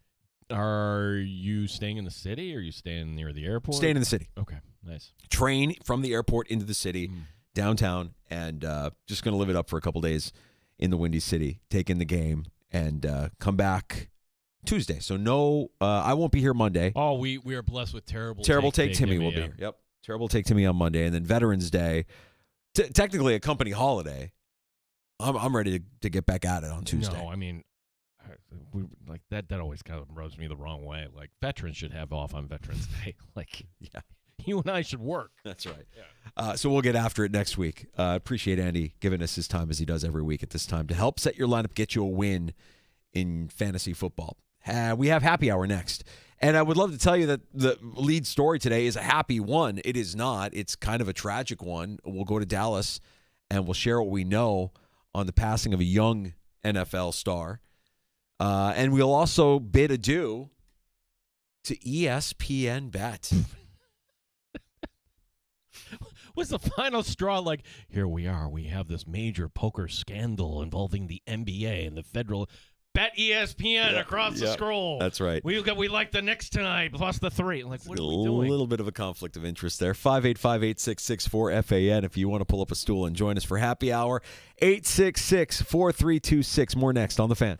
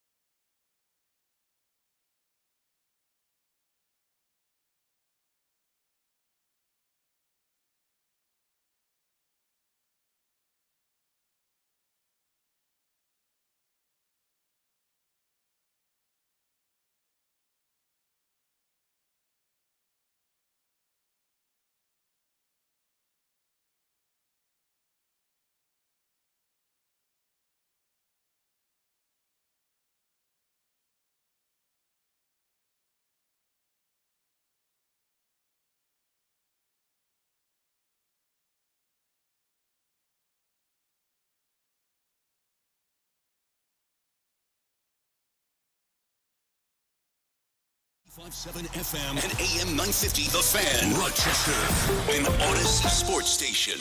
The Fan, Rochester, sports update. No worries about running back James Cook, the engine to the Bills' offense, at least the running game back at work today. Missing practice today, A.J. Epineza, Christian Benford, Shaq Thompson, and Sam Franklin. Stepping up big time on the defensive line this season has been the rookie, Deion Walker. I feel like within our technique on our defense, I need to do better with my gap integrity, shedding blocks or getting off of every block, just stuff like that, and run into the ball. There is times where I am playing a lot more snaps than, especially my last season of college. So, just getting extra conditioning, getting in the sauna, especially for this game. So just stuff like that. Bills and Dolphins, our pregame coverage will begin at 9 a.m. this Sunday here on The Fan. Week 10 begins tonight. It's the Raiders and Broncos in Denver. Sabres have a point in 7 straight. They've also lost in overtime 4 of the last 5. Blues, the opponent tonight. Our coverage will begin at 7. Gene Battaglia, the sports leader, The Fan, Rochester. It's time to start the show.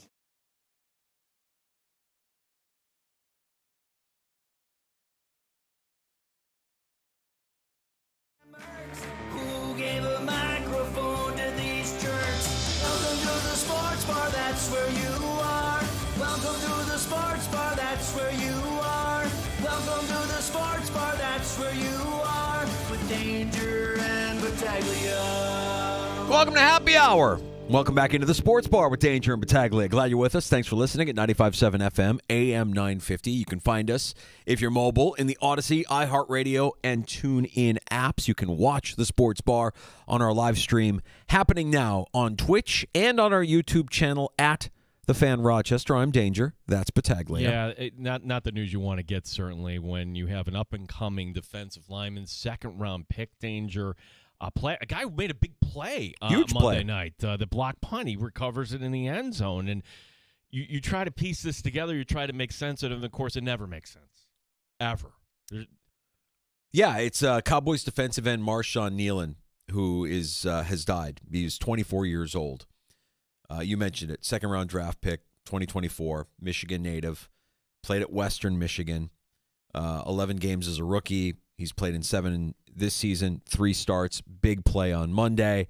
According to the authorities in Frisco and Dallas, that there was a pursuit. Nealon's car was found. When they lost Nealon's car, it was found damaged. A survey of the site found Nealon dead by an apparent self-inflicted gunshot wound. So their investigation continues. And, of course, right away, everybody's wondering about mental health and where he was at mentally. And I guess when you imagine a player who, an individual who just played in a game where he made probably the highlight play of his career, right? You're on Monday Night Football and you score a touchdown and you're a defensive lineman. So if he's riding that high, what could have been driving him down so low that this is the outcome?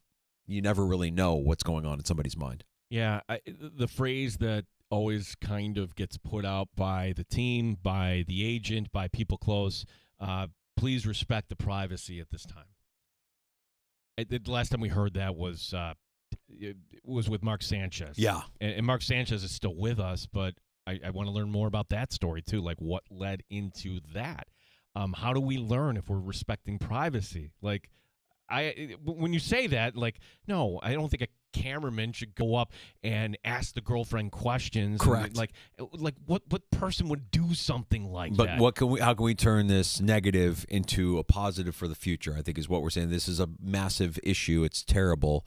It's a tragedy. But can something positive come from this tragedy? Yeah, like we're so quick on to the next thing, Danger. Somebody shows up in the NFL front office, starts shooting, and takes his own life and, says this was CTE, and sure enough, it was CTE.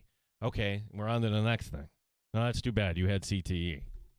Nobody's talking about CTE, by the way. If you follow how this story is being covered, there is no mention of CTE. And you can't really mention it or report that that's the cause. But I think if you watch football the way we watch football and you're around the league as much as we're around the league, like, it's something you have to cross your mind. It has to cross your mind. Like, is he okay? Was he okay mentally? Was this a product of CTE? We may never know. Well, but it would be nice if we could connect some dots here. Help us understand. Help other health professionals understand. Are we afraid to say someday that this person was taking this medication or wasn't, or is diagnosed with this? And again, I don't know. I'm just speculating. I'm talking in general, but we'll be on to the next thing. And there will be a story like this at some point once again. So, well, 24 is far too young, and especially when you consider that he was coming off the high of a Monday night game where he made an unbelievable play. And the team didn't win, but he made a big play early in that game. It's sad, tragic end to the life of Marshawn Nealand, and we'll keep you updated on the investigation, which is ongoing there in Dallas. ESPN bet is going belly up. That we knew. Or we could see the writing on the wall, right? When Penn National, this story came out around the first of the year saying, hey, we're not making the numbers we thought when we agreed to fork over Disney all this money for us to put our be the backing of this ESPN bet. What are you going to do? And the story was, all right, well, maybe we'll get more programming. We'll invest a little bit more on the air. And supposedly that's what kind of pushed the show Around the Horn out the door. It was going to be replaced by some betting show on the edge of football season. I'm like, okay, I don't like it. I get it. That show never came around. Right. Never came around. It's just like I'm watching right now. It's Sports Center. Yeah. It's Sports Center talking about a gambling ring, the NBA gambling ring. You're not kidding. It's Chauncey Billups. It's the ultimate, hypocrisy, right? And we were identifying it the day that Chauncey Billups story broke. They're talking about this horrible thing that Chauncey Billups was doing and the illegal gambling and the mafia ties to gambling and everything that was going on. Meanwhile, in the corner, you still have the bug saying, bet ESPN, go get it now. Download the app. Well, it was a 10-year, $1.5 billion deal with Penn Entertainment that will cease to exist on December 1st as they part ways. And this is the second failed attempt by Penn Entertainment to have a brand behind a sports book. Barstool was the sports book before ESPN got involved. Now, if you're thinking, well, what happens now with ESPN? Do they completely back off with the gambling coverage and sharing lines? And no, the answer is no. They've launched it. They're going to launch a deal with DraftKings. When this goes away, DraftKings will become the official sports book and odds provider of ESPN. And I imagine DraftKings paid a pretty penny for that right. But that seems a little more cleaner, right? Doesn't it? The lessons here from ESPN and the companies that do this, don't you learn from your mistakes? Like ESPN, oh, you know what? We're going to get into the sports bar business. And these ESPN grills popped up all around the country. And they kind of went away. Yeah. Like any business that kind of goes away from its core and ventures out, it's not going to end well quite often. Stick with what you know. A couple of other stories. I mean, we should talk about the Bills. Bills practice today. We got the official practice report. Yeah, the good news is that, he's fine. James Cook is fine. Now, I can't tell you anything about A.J. Epineza because he's in the protocol. So the protocol is it's the fancy word for stiff arm. Mm-hmm. That's today's word of the day. Yesterday it was conversations. Mm-hmm. What does that really mean? It's a loser word. Protocol is just wordplay. When you say protocol, I think of government. I think of something very, very serious. So very important. We take concussions very seriously. It's a protocol. You are not allowed to ask. Okay, so Epineza not cleared. Christian Benford. Oh wait, it's the Dolphins. I think we'll be okay. Well, you would hope. More reps for Maxwell Hairston, please, against Jalen Waddle. I think that'd be a nice test for the rookie.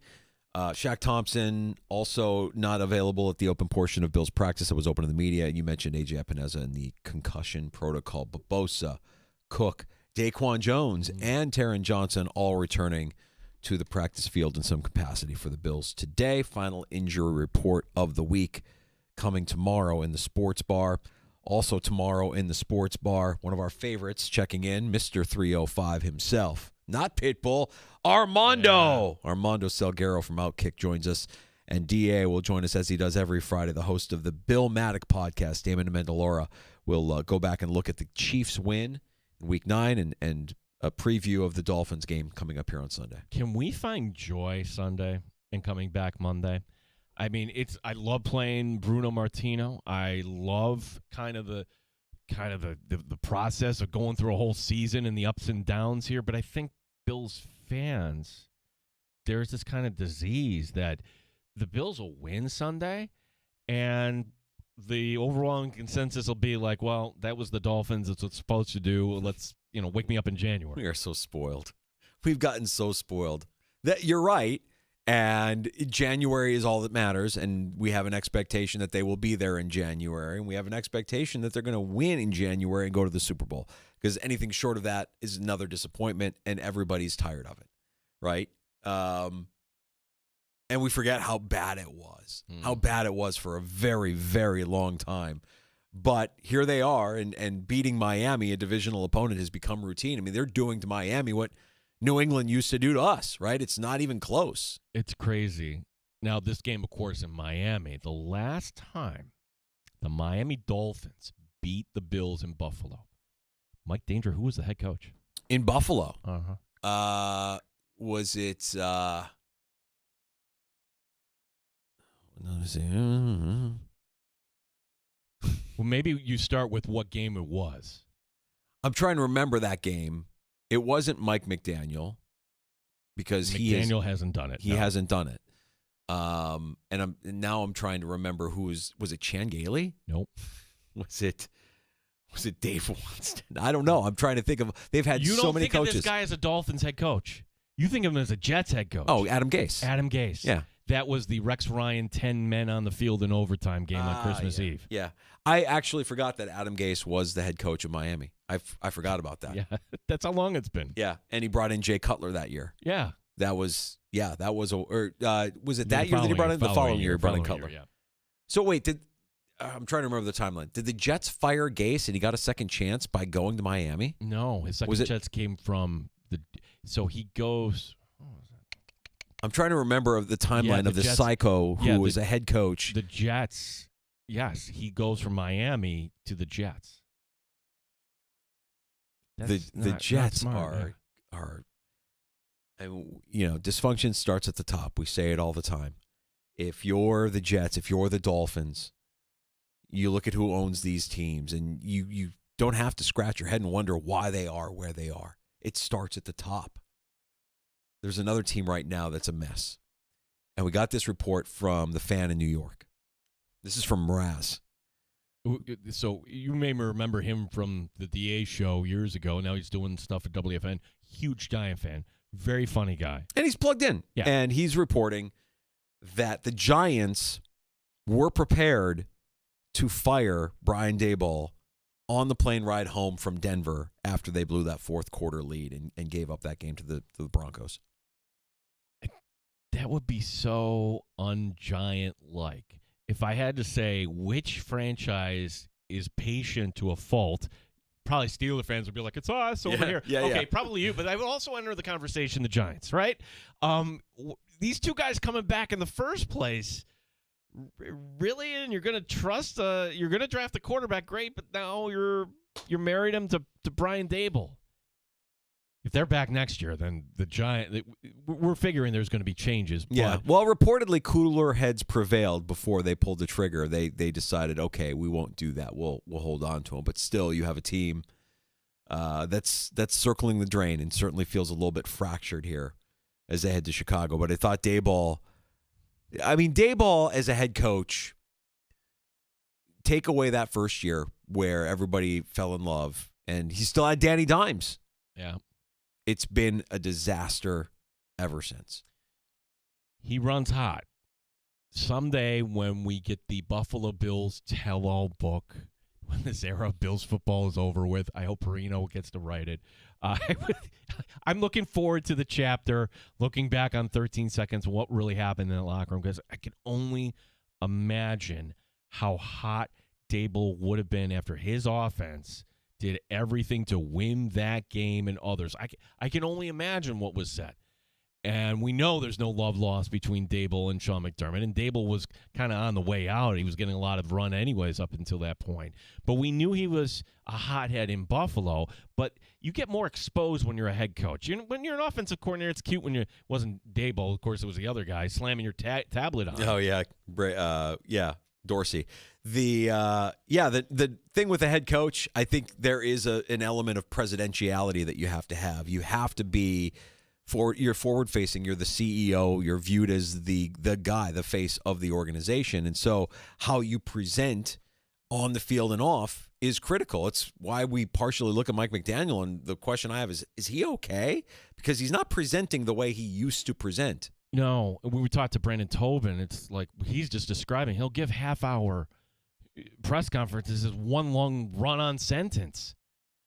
This guy is the face of your franchise. Brian Daboll is the face of your franchise. Yeah. And, more so when he's on the field and you see him emotional, losing his cool. I mean, I'll always remember him like falling forward in Miami when he was the Bills offensive coordinator when the Charles Clay pass was just incomplete. Like they thought they had one, and Daboll kind of like falls forward like a weeble wobble at the end of that game. I'm like, well, yeah, you're an offensive coordinator and you're frustrated, but like he's gotten into players. You've seen him, lose his cool multiple times. It's like you still got to be presidential on that sideline and in your press conferences.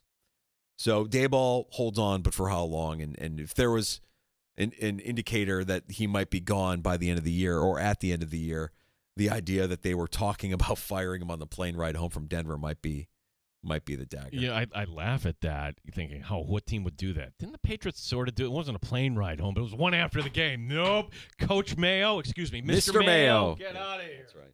866-4FAN. Brad in Rochester. Hey, Brad. Hey, I got a curious question. Has Joe Flacco done enough to save Zach Taylor's job? No. I would say if Marvin Lewis was there for 13 years, why not? I don't know. That's the question that's rolled through my head. As there, seem to be losing players and people want to leave, and you bring Joe Flacco in, who seems to pass the ball all over the yard, but they still lose. Is it going to still cost Zach Taylor's job? Zach Taylor, his record, and this it crossed my feet. I'm not going to be able to quote it exactly, Brad. Forgive me. His record with Joe Burrow is great. His record without I think he has like 9 wins without Joe Burrow. Yeah. I mean, it's really Joe Burrow and Zach Taylor together that make Cincinnati go. And if they've failed at anything, it's finding a competent backup who can win you games when something inevitably happens to Joe Burrow. The guy just hasn't been able to stay healthy. It's rough, but I don't know that they move off of him. I really don't. They can certainly look at his performance as the head coach and be like, you are the head coach. You're not just an offensive mind. What's going on with the defense? Because this defense could be historically bad. And this is after you made the move to move off of Lou Anarumo, who had a good defense, a defense good enough to get you to the Super Bowl a couple of years ago. So I don't know. There's a part of me that says it's Cincinnati and they'll keep him just because he's kind of married to Burrow and the two of them are together, but I don't know. Oh, if there was one team that should have sold. See, the thing that Bills fans, and I get it, our expectations were raised here, right? When you saw the Johnson restructure, okay, something will happen. Nothing happened. But think about a team like the Bengals. Okay, you moved a linebacker for a 7th-round pick. That's it. You're holding on to Hendrickson, a guy who's going to be a free agent. He's going to walk out the door, and you're going to get nothing for him. You should have moved him for a pick. I think I think I found it. He's 9-25 without Joe Burrow. Ooh. Without Joe Burrow as his starter, 9-25. So is Burrow doing enough? Burrow's not winning games. Not Burrow. Flacco is not winning games. Flacco, entertaining. He's throwing it all over the place. He's finding his guys. I mean, he's probably loving the fact that he's got T. Higgins and Jamar Chase to throw to. It's a great tandem. I think a lot of quarterbacks would like to throw to those two guys. Stats are ridiculous. Throwing for a career high against the Bears last weekend. Still losing games. So I don't know that he's done enough to keep Zach Taylor safe. And I don't know that the Bengals would move him either way because you're right. They're kind of patient. They're another dysfunctional team. And a good quarterback masks a lot of dysfunctionality. Bottom line team. That's all they are. It'll be nice just not to deal with the Bengals this postseason again, right? Like that's the funny thing. Like the Bills game, December 7th. Anybody worried about that game? That defense? We talked to Andy Behrens. Like that's the defense you play against in fantasy. Start planning ahead. Mm-hmm. Yeah, look at it. Look at that schedule. See who they're playing. If you're a fantasy player and you want to pick on a team, the Bengals defense is the one to pick on. That was a game we had circled when the schedule is like, oh boy, that's going to be not going to be a problem. Nope. We thought it was going to be a problem, not going to be a problem. And again, I think Burrow is the main reason why. You probably went into the season saying, we got Joe Burrow, we got Jamar Chase, we got T. Higgins. We have this high-powered offense. We'll just outscore people. It's the same thing I keep saying about the Bills, right? The Bills have a high-powered offense that averages about 30 points a game. Can your defense hold teams to under 30? Because if you can't, you probably don't deserve to win. Well, where they are right now with the way they run the ball, it's what McDermott has always dreamed of, the complementary football for a defense that, yes, they were great against Kansas City, blah, blah, blah. Great might be a strong word. I need to see it. I need to see it this week, Danger. And they're going to be down some parts, you would figure. But this is Tua. You know what to expect. He's a one-read quarterback. Should be able to win this game. Dable kind of, imagine getting off the plane, you're fired. You can reach out to us on X at the Fan Rochester, as Suburban Gorilla has. Oh. Tweeting me at AKA Mike Danger. He's at Gene Battaglia. The other day you talked about bad contracts with the Bills. I think that's something we have to accept to keep talent in Buffalo, given taxes and our location. We have to overpay. I don't agree. I think back in the day when the team was bad, yes. But I think now with a lot of these guys, I think, and when you're using the word talent loosely there, I mean, who are the guys that you're paying these contracts to? Is Greg Rousseau a top 10 defensive end in the NFL? Is Khalil Shakir a wide receiver one anywhere? They're talented, sure, but they're not like premier guys. You're giving them big fat deals. And the tax thing we talk about all the time, right? It rears its ugly head with hockey. Yeah, with hockey, and when the team's not winning, what are we doing here? I don't know. Yes, when a player is given options, quite often they don't even know, oh, congratulations, you are now a Houston Texan or whatever it is. Yeah. Like they're given the scenarios, here are the offers, and then they run it through the filter of taxes too. They do. I know that for a fact. Yeah. Your agent will do that. Right. So if the tax conversation is one to have in the NFL, then explain why Miami, why Jacksonville, why LA, or why Vegas, why these teams are all kind of consistently bottom feeders. They're not able to lure talent because there's no taxes. I don't know. I get it. I know that that's something we have to deal with as citizens. We pay a lot in taxes, but I think some of these deals are not great that Brandon Beane dished out earlier this year. And it really, the Dawson Knox one is the one that stands out. If you want to call Dawson Knox talent, I'll listen to that, but you have to have a pretty strong statistical argument as to why he's making what he's making. I would say he's talented, but he's also more importantly, he's Josh Allen's guy. That's his guy, and they're taking care of his guy. Not because of the stats. No, nobody's going to argue that Dawson Knox shouldn't be on this team. It's like at what number? And some of these numbers are just much too high. Thank you, Suburban Gorilla. I like people who tweet at us who use their real names. I do too. I was always against that back in the day, like the old sports talk shows where guys would call up and use their like alter ego. Like, what's wrong with you? Hey, but then I realized, NFL right. here. Yeah. Then I realized, like, well, the guy that calls himself Mike Danger for 3 hours a day maybe shouldn't say anything, so I'll just shut up and stand over here. I did during the break, Danger. This goes back to the Dable conversation. See, Dable, to me, is not a manager. Why? Because he manages everybody the same. He runs hot. And that's good in some professions, but when you are a leader of men, don't you have to coach up guys different ways? Yeah, I think the best coaches and the best leaders, rather than push people to do things, they unearth what's great about that person and they get them to do that thing that they're great at with very little pushing. You can lead them by exposing that they are great at X. And that's, if Daboll's Coach Hardass and it's my way or the highway and he runs hot and he treats everybody the same way, then yeah, you're right. He's not a great manager. You have to kind of dive into people's individual strengths. So you and I got into the Strength Finder, and this was the Gallup organization. I saved this because once upon a time I worked for somebody here that didn't know how to coach me. So I'm like, okay, here, I'll help you out. Because when I got hired here at Danger, you have to do this stuff. A lot of businesses will make their employees new hires. You saved yours. I put mine on my LinkedIn. Like if you want to see what I'm about, these are my 5 signature themes from the Strength Finder. Go ahead. I'm deliberative. I'm a maximizer. Adaptability, harmony, and belief. Those are my top 5. Deliberative being my strongest.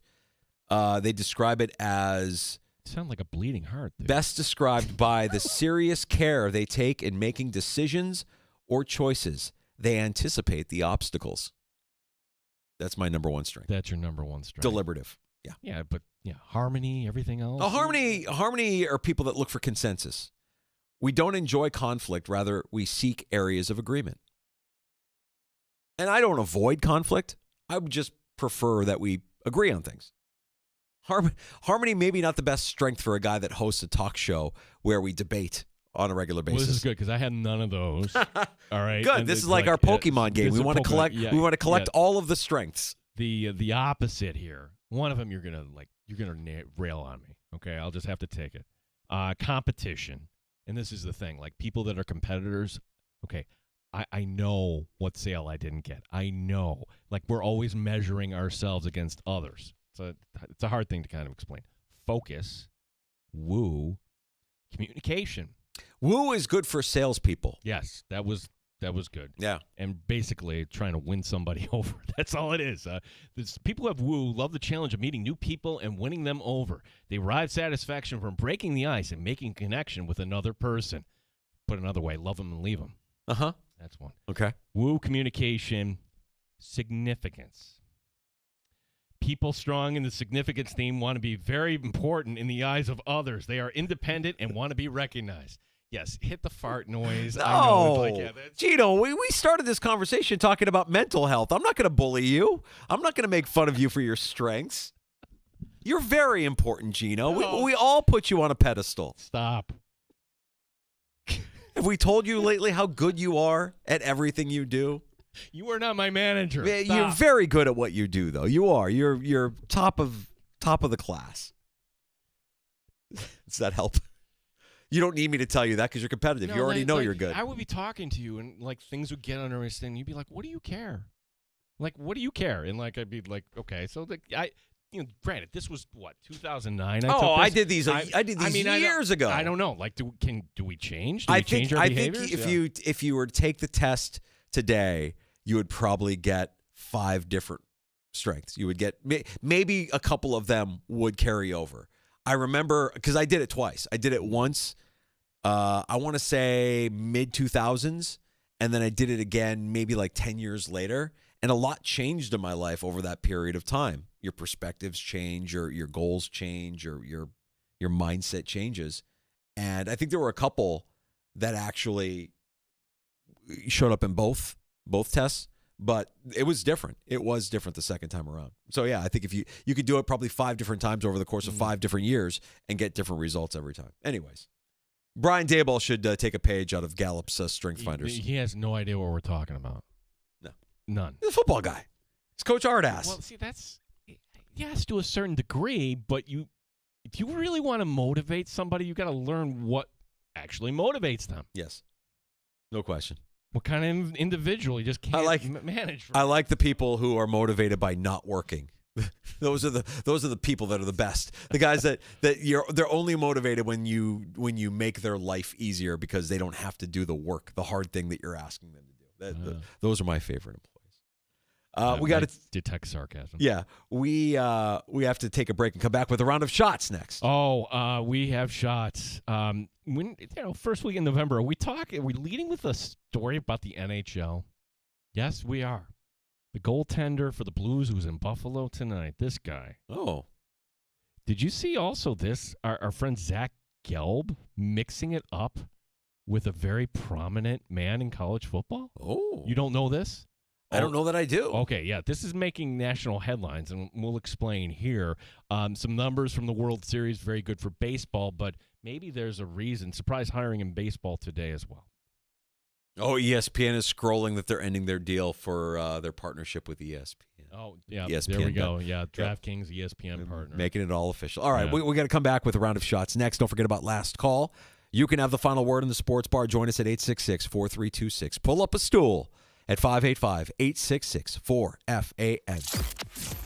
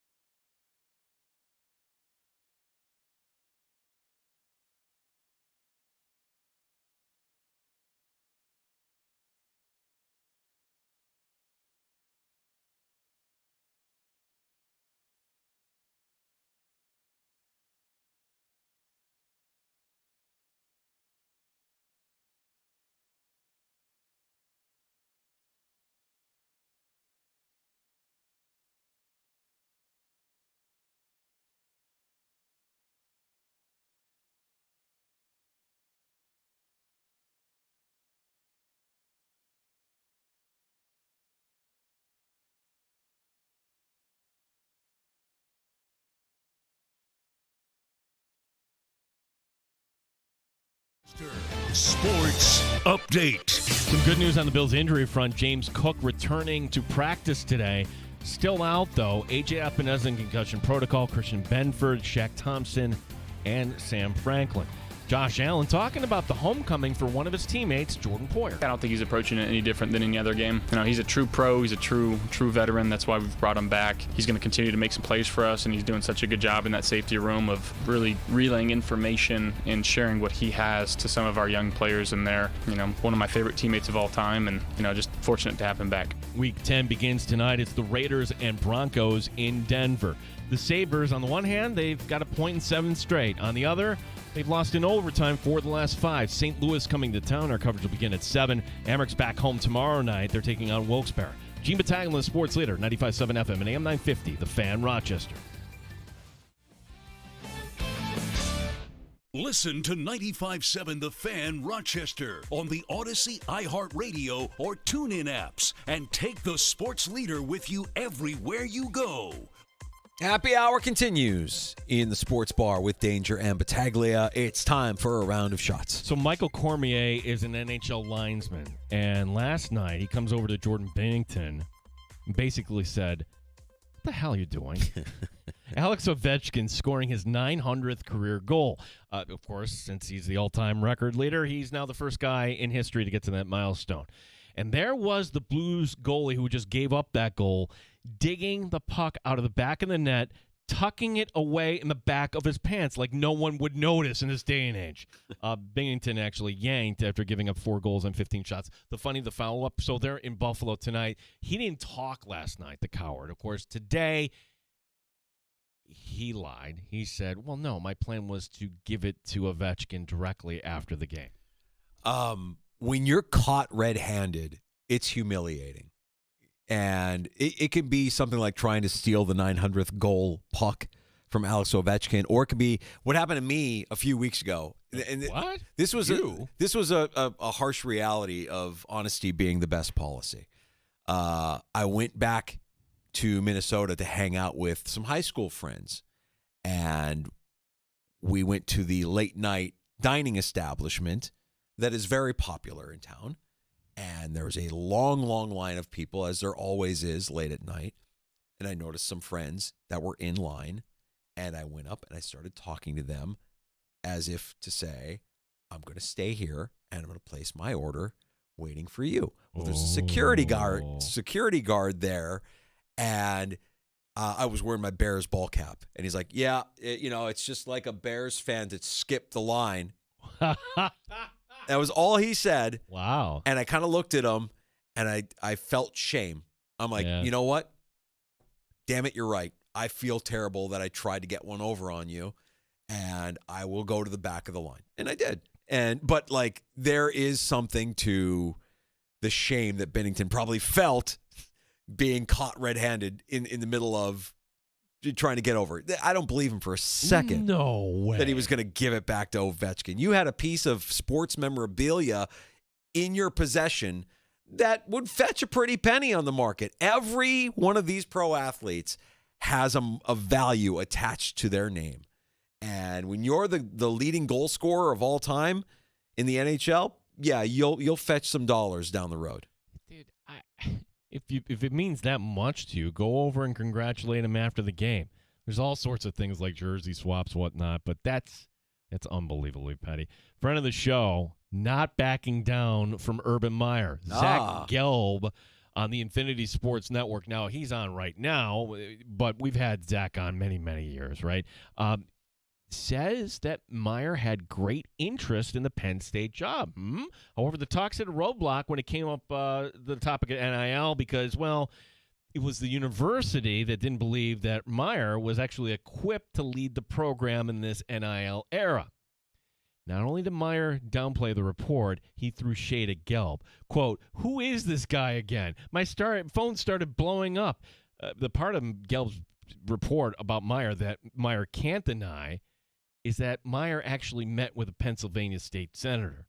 After getting pushback from the coach, Gelb is saying that he fully stands by his report. Yeah, I don't know if I see Urban Meyer ending up at Penn State. I mean, it feels like the Penn State, what they're doing is trying to find somebody from another Big Ten school that they can promote. I have people in my family that are far more plugged into this than me, so I'm not going to say something and not know what I'm talking about. I don't. But if I was a Penn State fan and Urban Meyer was our next head coach, I wouldn't be excited about it. I just wouldn't. He's a bad dude. I just don't like the guy. Yeah, bad. Like, I just don't like the guy. When we last saw him connected to a football game, it was a Thursday night game in Cincinnati, but I'm going to fly back to Columbus. Yeah, and I'm gonna. That's the problem I have. The image I have of him is a co-ed grinding her butt into his crotch. I'm like, this is a bad guy. I don't want this guy leading my team. Playing Happy Fingers. Yeah. Terrible. Yeah. Hammered. Get out of here. Shaquille O'Neal, very prominent LSU alum. So, yeah, that's very good. Shaq, how are you today? Shaq, I hear you're a DJ on the side. Are you going to be around in Rochester? DJ Shaq in the 1 and 2. O'Neal telling Us Weekly that the school is going after a big name. Quote, I heard through the grapevine that we're having conversations with Nick Saban. That'd be awesome if we can bring Nick back. Shaq, is that true? I heard through the grapevine that we're having conversations with Nick Saban. That'd be awesome if we can bring Nick back.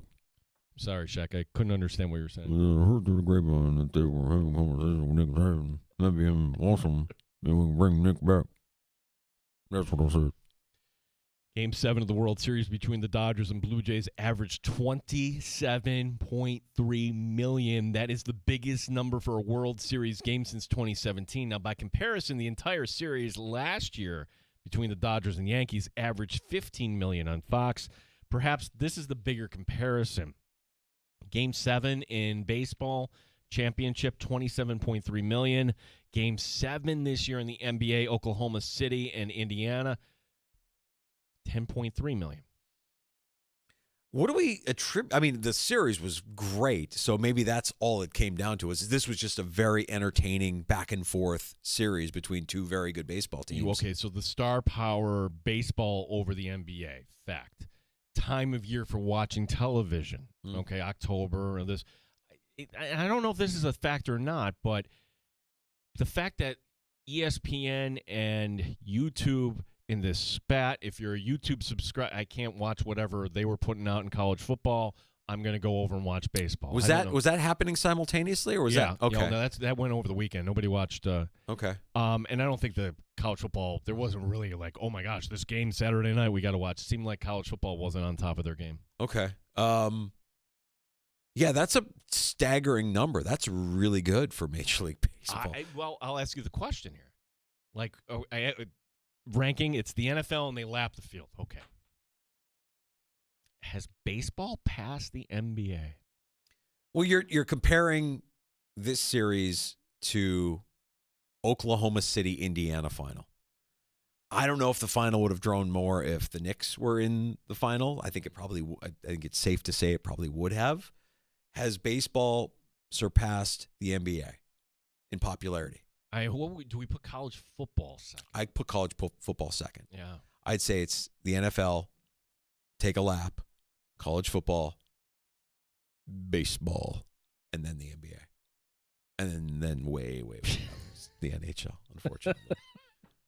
Yeah, I'll buy that. Okay. I think the NBA, while there's a lot of great young stars and young talent, they have, and this latest scandal is not going to help them, obviously, but the load management I think is a problem. Yeah. I think the players' control of that league has come to the detriment of its popularity. It's not as popular because the players can dictate as much as they dictate what nights I want to play, what nights I don't want to play. Fans don't have tolerance for that.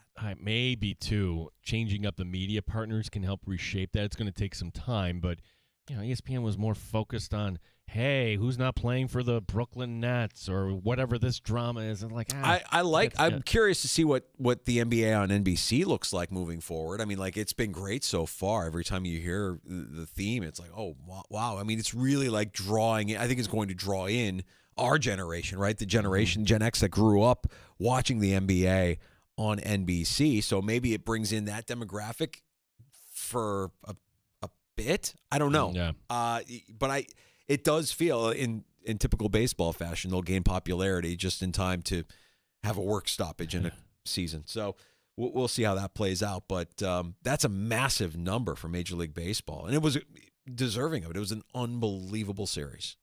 This is a weird one. The Padres have named their new manager, and no, it's not Albert Pujols, Craig Stammen. Now, if that name sounds familiar, Craig Stammen was a middle reliever in the majors for many years.